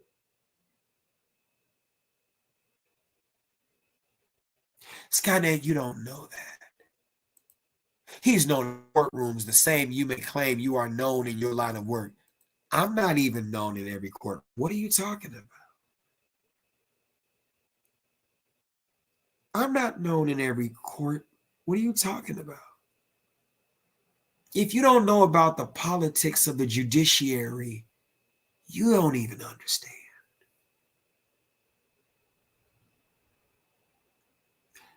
But I'm more than just an instructor. I'm more than just an instructor. See, you only see Dr. Mike. You don't see all this other stuff on the wall that I got and do and did.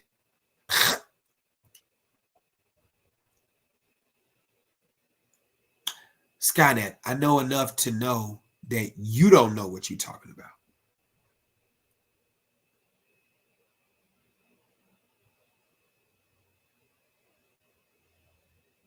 But I'm not going to debate you anymore. But thank you for your comment. I appreciate you standing on your convictions. Well, I was more than just law enforcement. Here we go. And just because I was law enforcement, what does that mean? I could have just been riding around a car for 10 years. What does that mean? AOR also has its criteria that needs to be met. Their funding is limited to membership sales. Once they start running low on funds and cases keep coming in, they'll eventually deny criteria is met. Absolutely. And see, here we go. So you're telling me you don't know your DA? No, I don't know Kim Fox personally. I know of her, and we don't have a district attorney. We have a state's attorney system.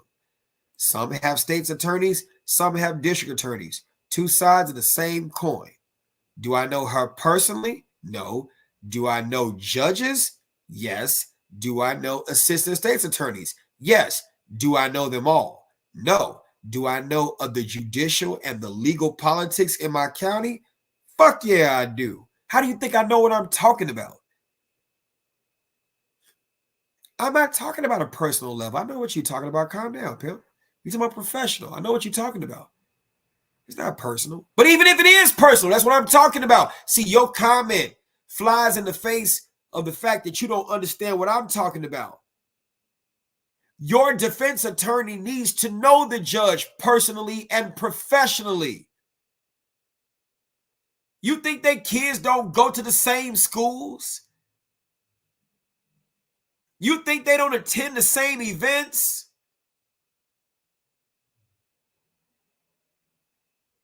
Because they don't.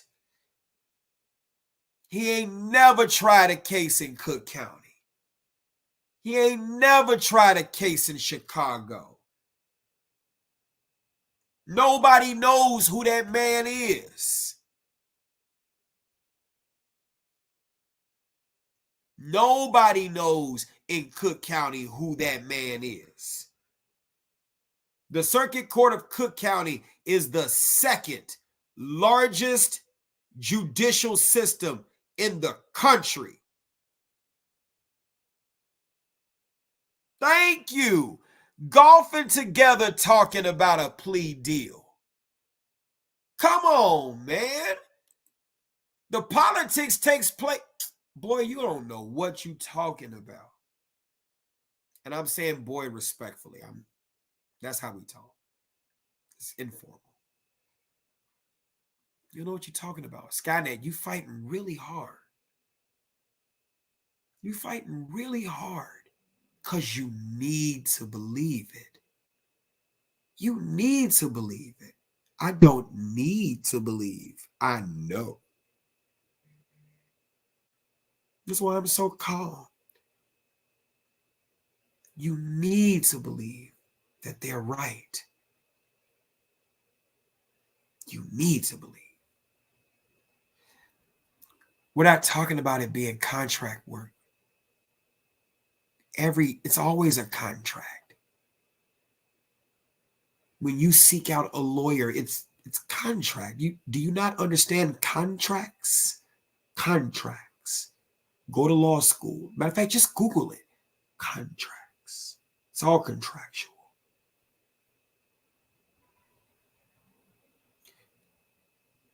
But you're missing the point about the relationships That's it. And you're fighting really hard too.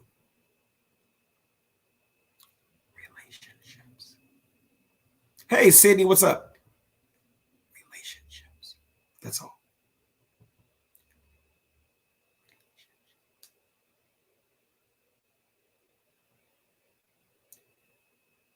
Did you not learn anything during COVID when they had a lot of judicial proceedings happening on Zoom and YouTube? Did you not hear how the judges were talking to the attorneys?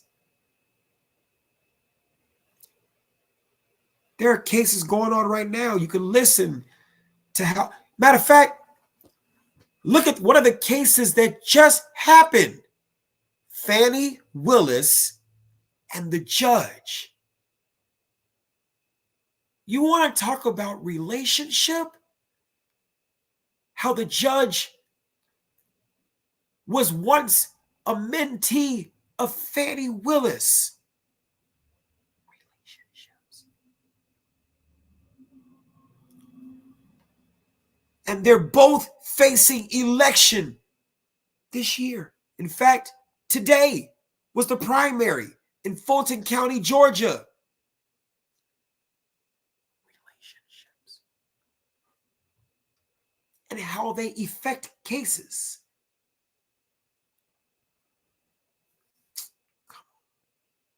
Why do you think the judge split the baby?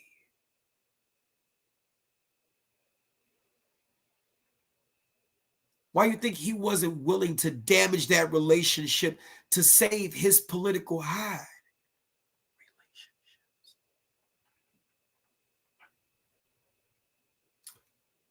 I don't see you typing anything, Skynet. I gave you a perfect example. Relationships.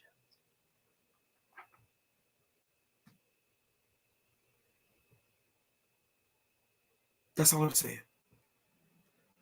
Relationships. And you don't have the eyes or the ears for it because you're not really in this field. You see it, but you don't know what to make of it. Relationships. That's all I'm saying. That's it. All right, get the fuck out of here. Go get something to eat. I got shit to eat at home. You said AOR is expensive? I know. That's all that I'm saying. You saw it.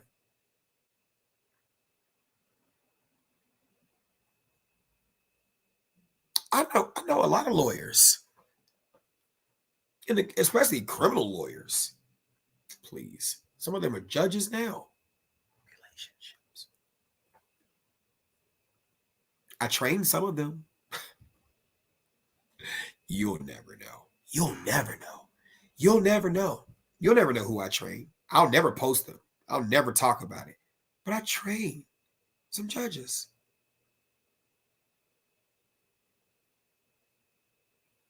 You'll never know. Relationships.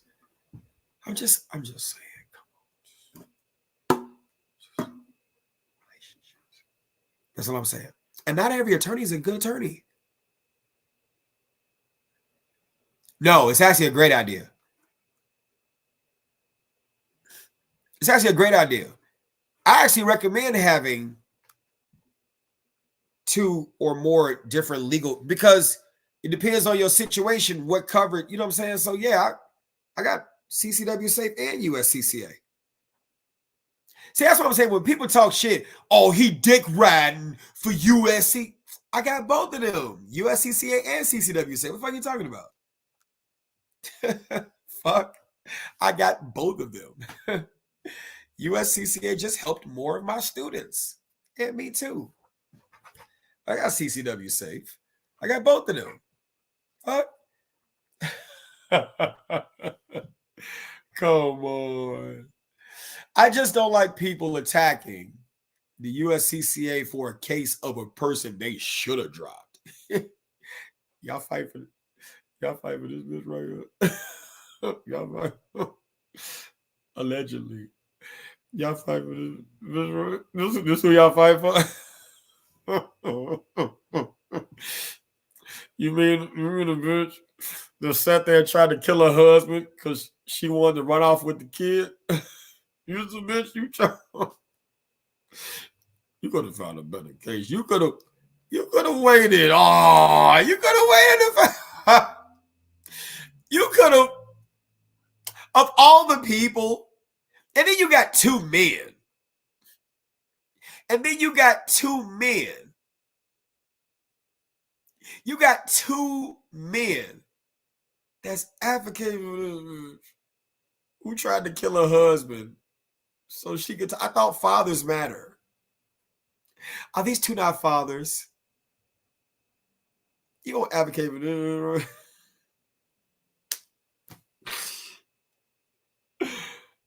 of all the people, you might as well interview Lorena Bobbitt. I'm just saying, you cut his dick off. Like, oh, you right, Big Johnson. She ain't tried. She did the shit. This is who you're giving a platform to. Come on. Yeah, say his name, Jacob. Thomas Kuti. Y'all put Thomas Kuti in the comments. Rest in peace, Thomas. That's who I represent. I hope I said his name right. Rest in peace, Brother Thomas. I'm not saying you were a perfect man, but I do believe you and Kayla were in a trauma bond. You said play the music. I'm going to play the music. I'm going to play the music. Saying you are a perfect man.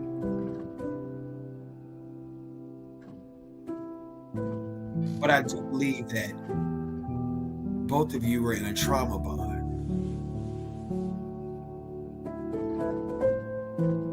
I believe that all you wanted to be was a good father for your kids. You were taking them to Chuck E. Cheese. Do you know what you could do with some Chuck E. Cheese pizza?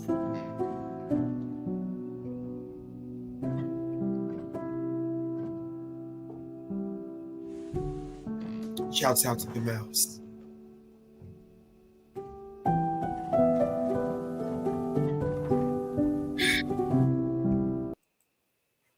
Rest in peace, Thomas. You deserve better. You deserve better. You deserve better. You didn't deserve to be. Yeah, he was in a hostage situation. You said do the other case. Are you talking about the other case of Allen in the mall, where if his nerdy ass didn't have a gun, he would have ran from that prankster? That's who you talking about?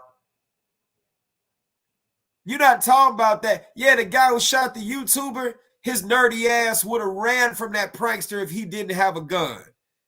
I don't honor his goofy ass either. His goofy ass put himself inside of that situation. Whole time, you were lame. Okay, let me back that out. I'm just using my Chicago talk because I love nerds. That's how we got our iPhones. I don't know how to fix this shit. Whole time, you're a coder.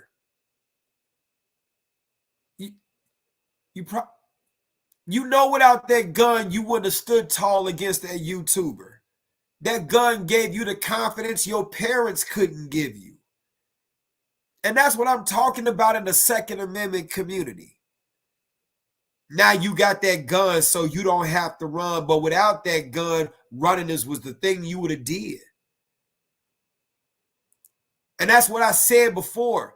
Some people in the Second Amendment community don't need guns. You need to come see a person like or better than me, an anger management specialist, an emotional management specialist who can tell you what to do with those emotions so that you can manage them. You didn't have to get in that conflict. You wanted to get in that conflict. You had all that space in the mall. You could have ran. You didn't have to fight that guy. You wouldn't have even fought that guy. I'm just saying. I'm just saying. That's all I got to say about that case. And I said this before. I said this in another video.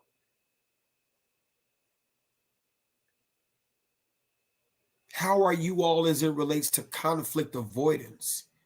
Let me ask you this. Those of you all who are USCCA members, how many of you all actually log in to the Protector Academy and watch those videos?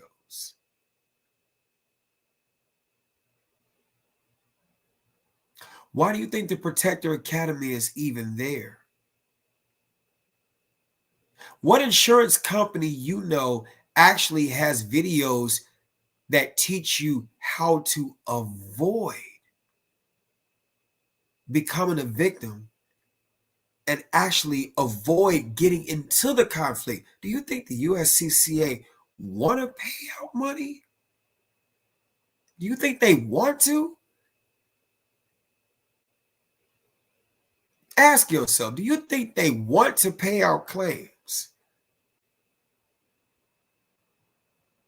No company wants to pay out claims of people they don't have to. Just like most companies don't want to give refunds. That Protector Academy is there to defeat the negligence that comes when you don't know what to do because you haven't been trained enough. Why do you think when the representatives come out, they tell you to watch the videos? They tell you to log in to the academy. They tell you, they give you incentives on going to take extra courses, how to develop a home defense plan. They got so many extra. Yes, avoid, escape, defend. Avoid, escape, defend. And even in the curriculum, they talk about that you must be enshrouded in a cloud of innocence.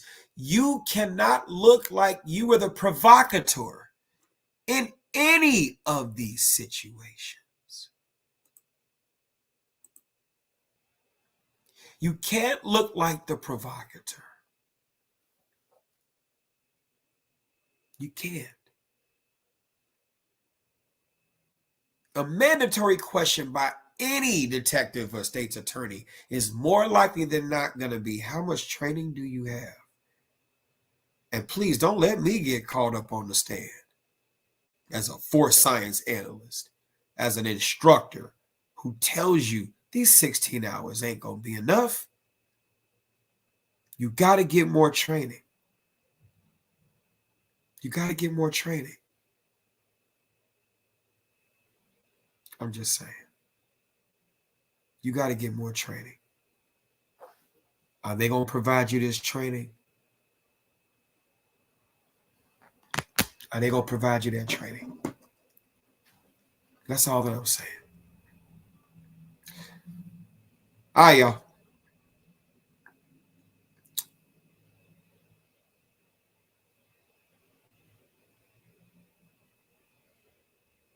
I don't even know what that even means.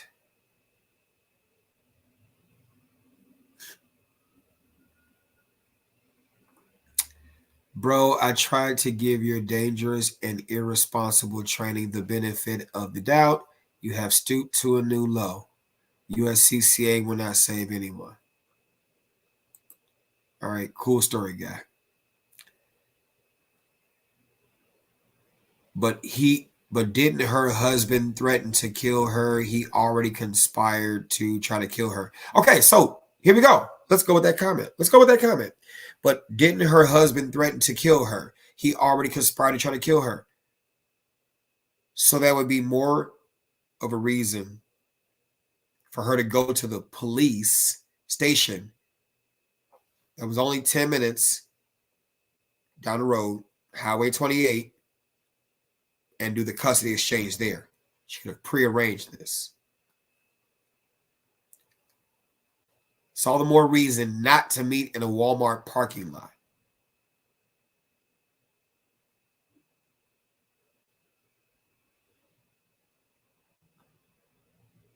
Right? That's all the more reason to call the police. Go to the police station. You didn't. Why the Walmart? Why the Walmart?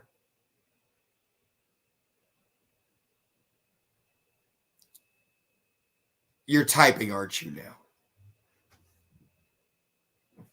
If in fact that's true, why did she go to the police? Oh, that's right. She had a gun she wasn't supposed to have. And if she had a gun she wasn't supposed to have, she didn't want to run the risk of the police asking to see her ID to run her, for them to discover that she had a protective order. And they could have searched the car if they wanted to, for them to find the gun that she was prohibited from having, which would have subjected her to being arrested. So that's why she didn't go to the police station that was just down the road, Highway 28. It was just down the road. Just down the road. That's it. Thank you, George. Am I saying George, or is it George or Jorge? I just want to make sure I'm saying it right.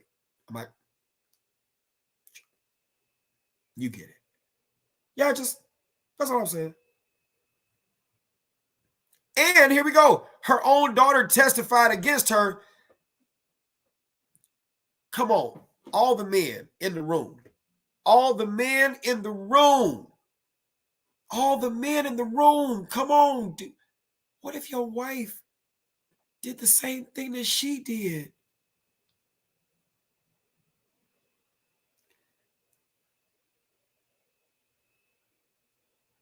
Y'all don't understand that I'm a huge advocate for family.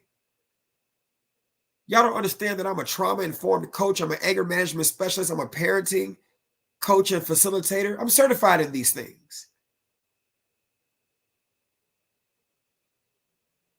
I support family. I know that Thomas and Kayla had a trauma bonding relationship. Neither one of them should have been married. He had children from a previous marriage or relationship.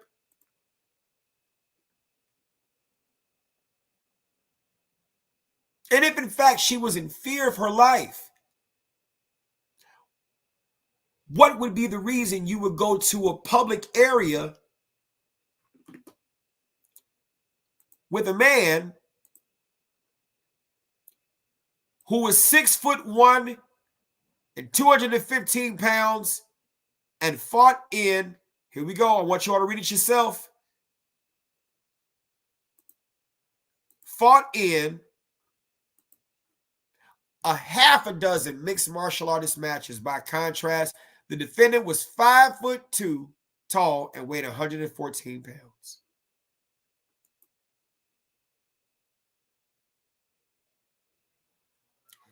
Alan McCoy, I'm going to drop you in a minute.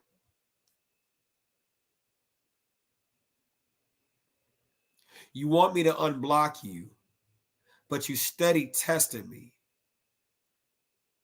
And I've given you a lot of latitude, but you got one more time, and I'm going to block you. And the more you keep making comments, you understand I can't tell you how many people I block because my block fingers are so fast.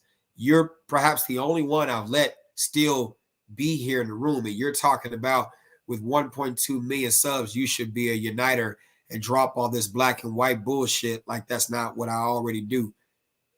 Respectfully, if you're going to stay here, you need to learn me. Chill with your comments. I'm going to give you one more time, and then I'm going to block because I don't get anything by you being here. You ain't dropping those super chats. You ain't dropping those super chats. So I don't get anything by you being here. I drop you, I gain 5 more subs. Like, you are wrong. And that's okay, Alan. It's okay for you to be wrong. I have a lot of capacity and patience for people who say certain things because I understand the driving force behind a person's comment. I'm not a racist at all. That's why I'm not bothered by people saying that, because I'm like, that shit's funny as hell. You really knew me. Far from a racist. In fact, I get tagged as being more conservative than anything. If you knew anything about me, I support the flag. I kneel for God. I support family. I got more conservative values than I have liberal ones, but I'm an independent. So you to call me a racist, that's funny. But when you know who you are and you have a stoic mindset, you know that people going to attack what they fear. So shit happens. Yeah, she thought she had a gun. She had a gun and thought she was big and bad and she could shoot first and ask questions later. The facts of the case are here. The facts of the case are here. My ex made me exchange custody at the local PD, even though I never even threatened her and I wasn't even mad at her. If that's what she felt like she needed to do, I'm okay with it. All I wanted was to exchange the kids peacefully and with no drama. And if she wanted to do it at the PD in front of my friends and coworkers to embarrass me or shame me, so be it. I went through a situation like this too. I went through a situation like this where it was alleged that I was supposedly a domestic batterer or something like that. And I'm like, well, shit, let's go to the police station, baby. I support wearing body cameras. Men, we have to protect ourselves. We have to protect ourselves. Women get believed by their word alone. Men gotta have proof. Talk your shit like you know. I've done exchanges at police stations. On the personal side and the professional side. Talk your shit like you know.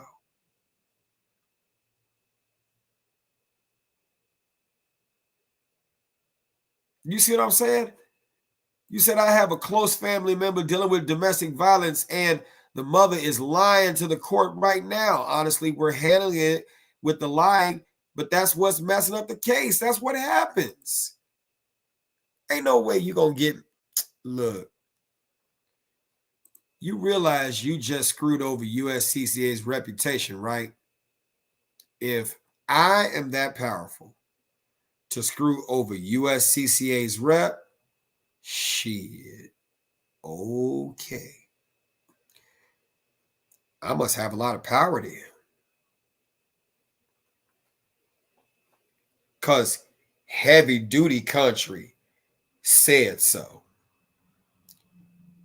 Then you all just make sure when you get in trouble, call heavy duty country and see if he comes down to support you. Just see. Because we are just but shadows and dust. I'm sure you've heard that line from Gladiator. Little did you know Marcus Aurelius, Stoic philosopher and emperor, I think he was an emperor or Caesar, said that. We are just but shadows and dust. I'm no one. I'm no one.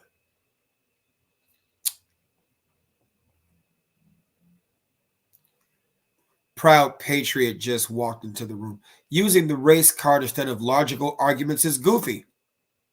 Oh, okay. Okay. Y'all know I'm about to go in, right? Oh. Let's talk about logical arguments. Here we go. I'm glad you said this. Here we go. Here we go. How's this for logic? Back in your vehicle, you locked the door. He's out of his vehicle and still wanting to argue with you? Right. Well, I didn't even get a chance to lock the door because as soon as I turned around to go to the vehicle, he followed me. And had he just been a split second slower, he would not have been shot. But before I could even lock the door, he jerked it open. And when he opened it and leaned in, that's when I picked up the gun out of the cup holder on the side of my door and I fired one shot.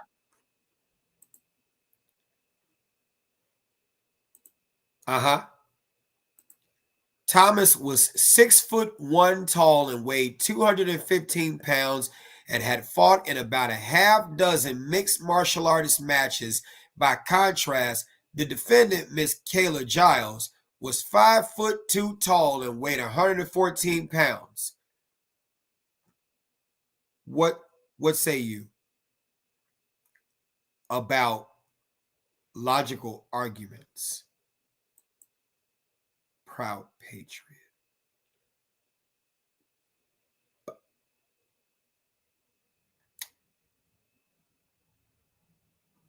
No, I don't disagree. I don't disagree. Disparity of force. So this aggressive, gun-toting, 6'2" tall man opened the door and jerked open the door and leaned in the car where her 5'2", 114-pound short arm frame was able to extend her arms past her attacker that she was afraid of to pull. Listen to the words that she said. Listen to the words that she said.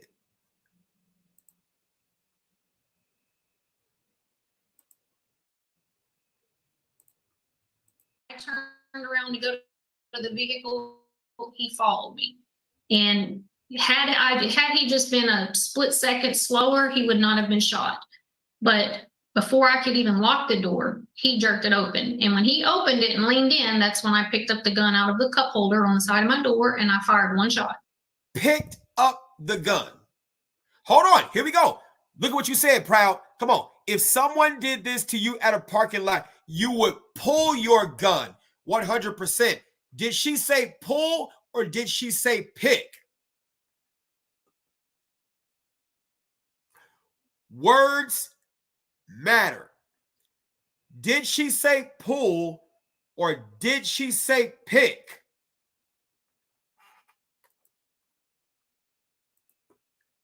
Second slower, he would not have been shot. But before I could even lock the door, he jerked it open. And when he opened it and leaned in, that's when I picked up the gun out of the cup holder on the side of my door.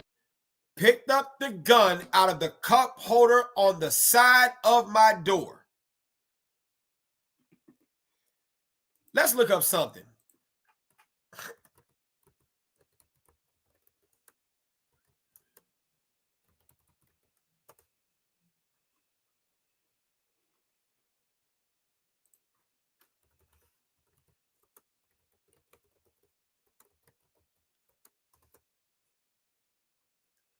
Okay, here we go. Cup holder on the side of my door. Okay, here we go. Yes, sir. Here we go.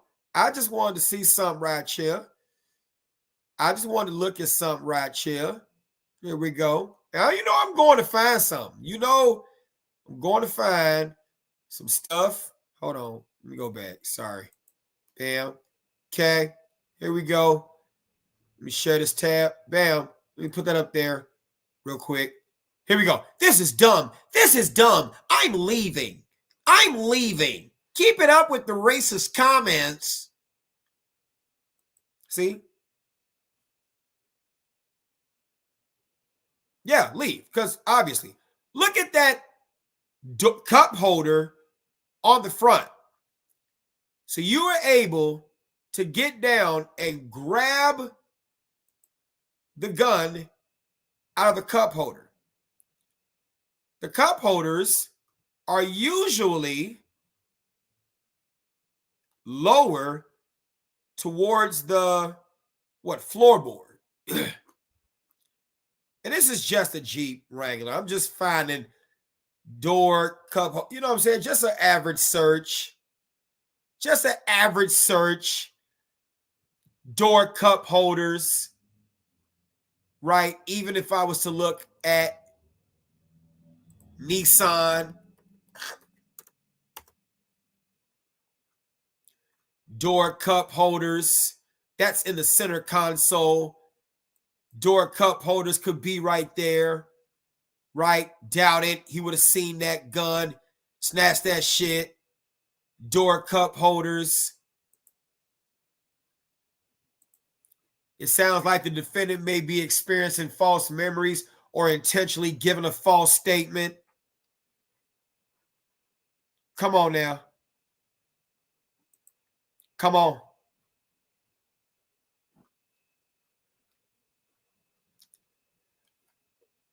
I'm just saying. I'm just saying. Something's not adding up. Apparently, I'm a racist. That's all. I don't know. Shit's funny. She should not have talked on this Attorneys for Freedom Law Group stream. She should not have talked. She should not have talked. She just should have kept her mouth shut.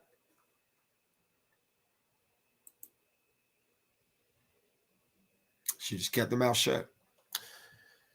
But if you're an attorney worth your salt and there's pending litigation, you know to tell your client, do not speak to anyone about your case because your case is still pending. We don't want any rest of state statements, stuff like that.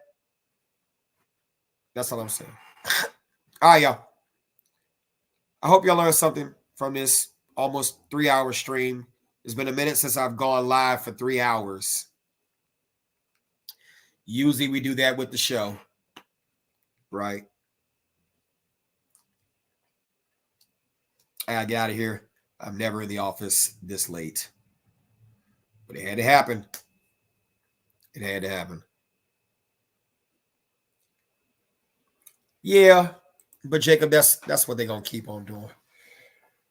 But I hope those who did leave USCCA are the reckless ones, the one who's going to look for conflict.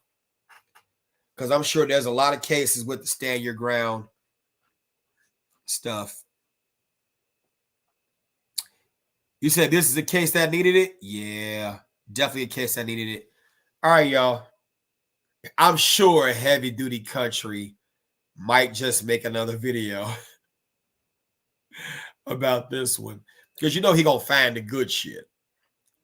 Hold on, let me give him what he want. Hold on. You gotta give him what he want, right?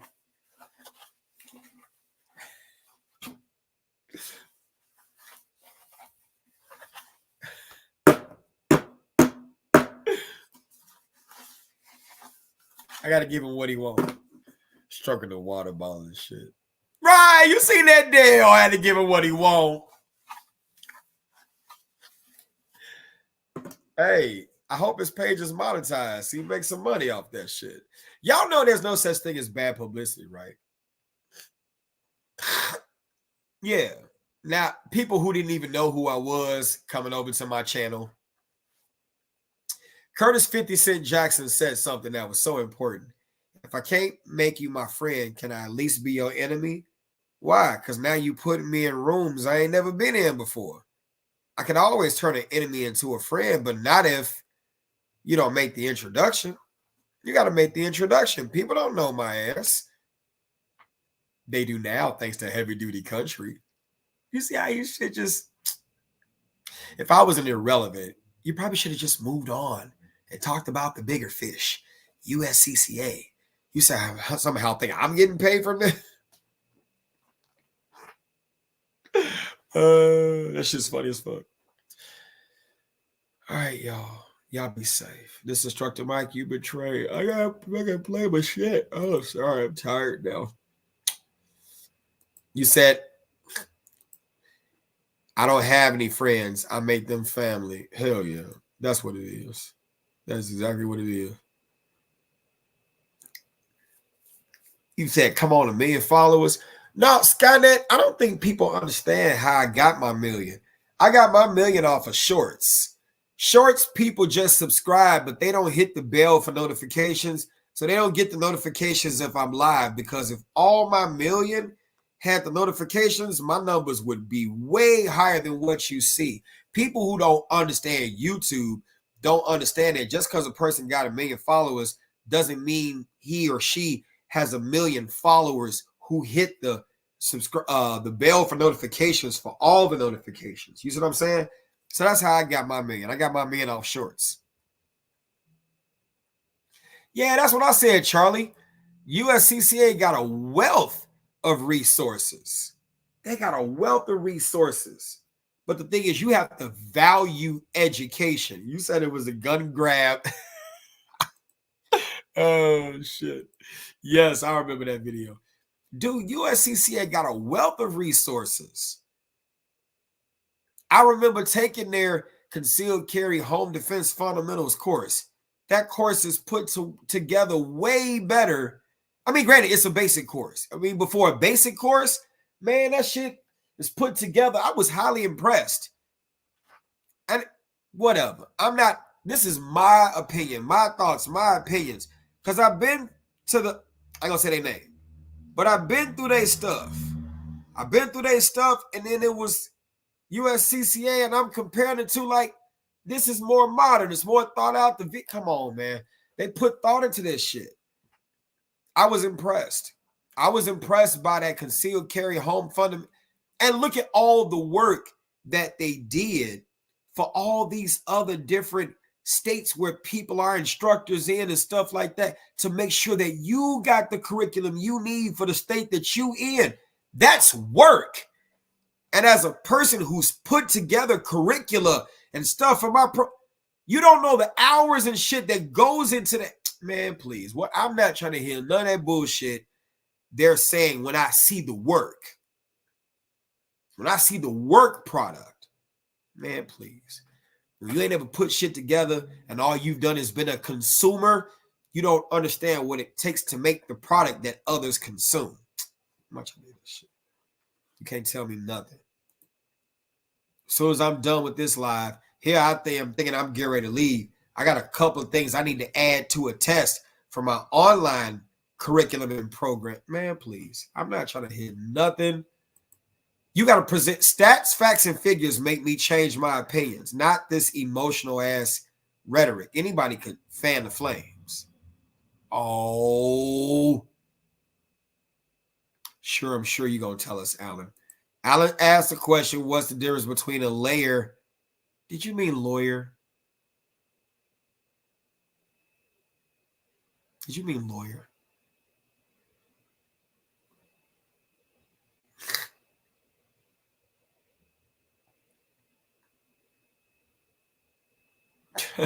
You say, here you go.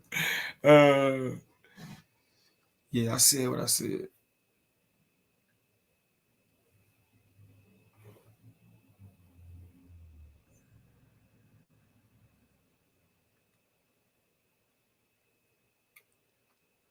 Here they go. Somebody said in the comments, the race card, really, thank you, Mike. Me and my wife and son have just dropped USCCA. I made sure to tell them that you were the reason. Whatever.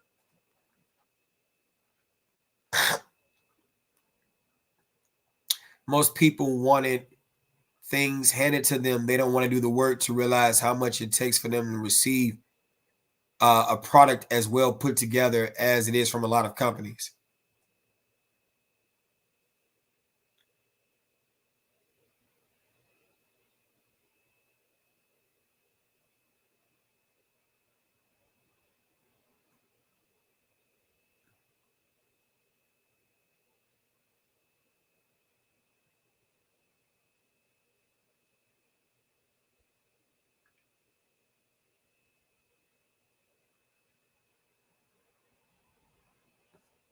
Yeah.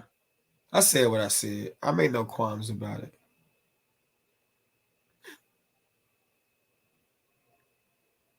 Yeah, I made no qualms about what I said. All right, y'all. I'm out of here. Peace. Y'all be safe.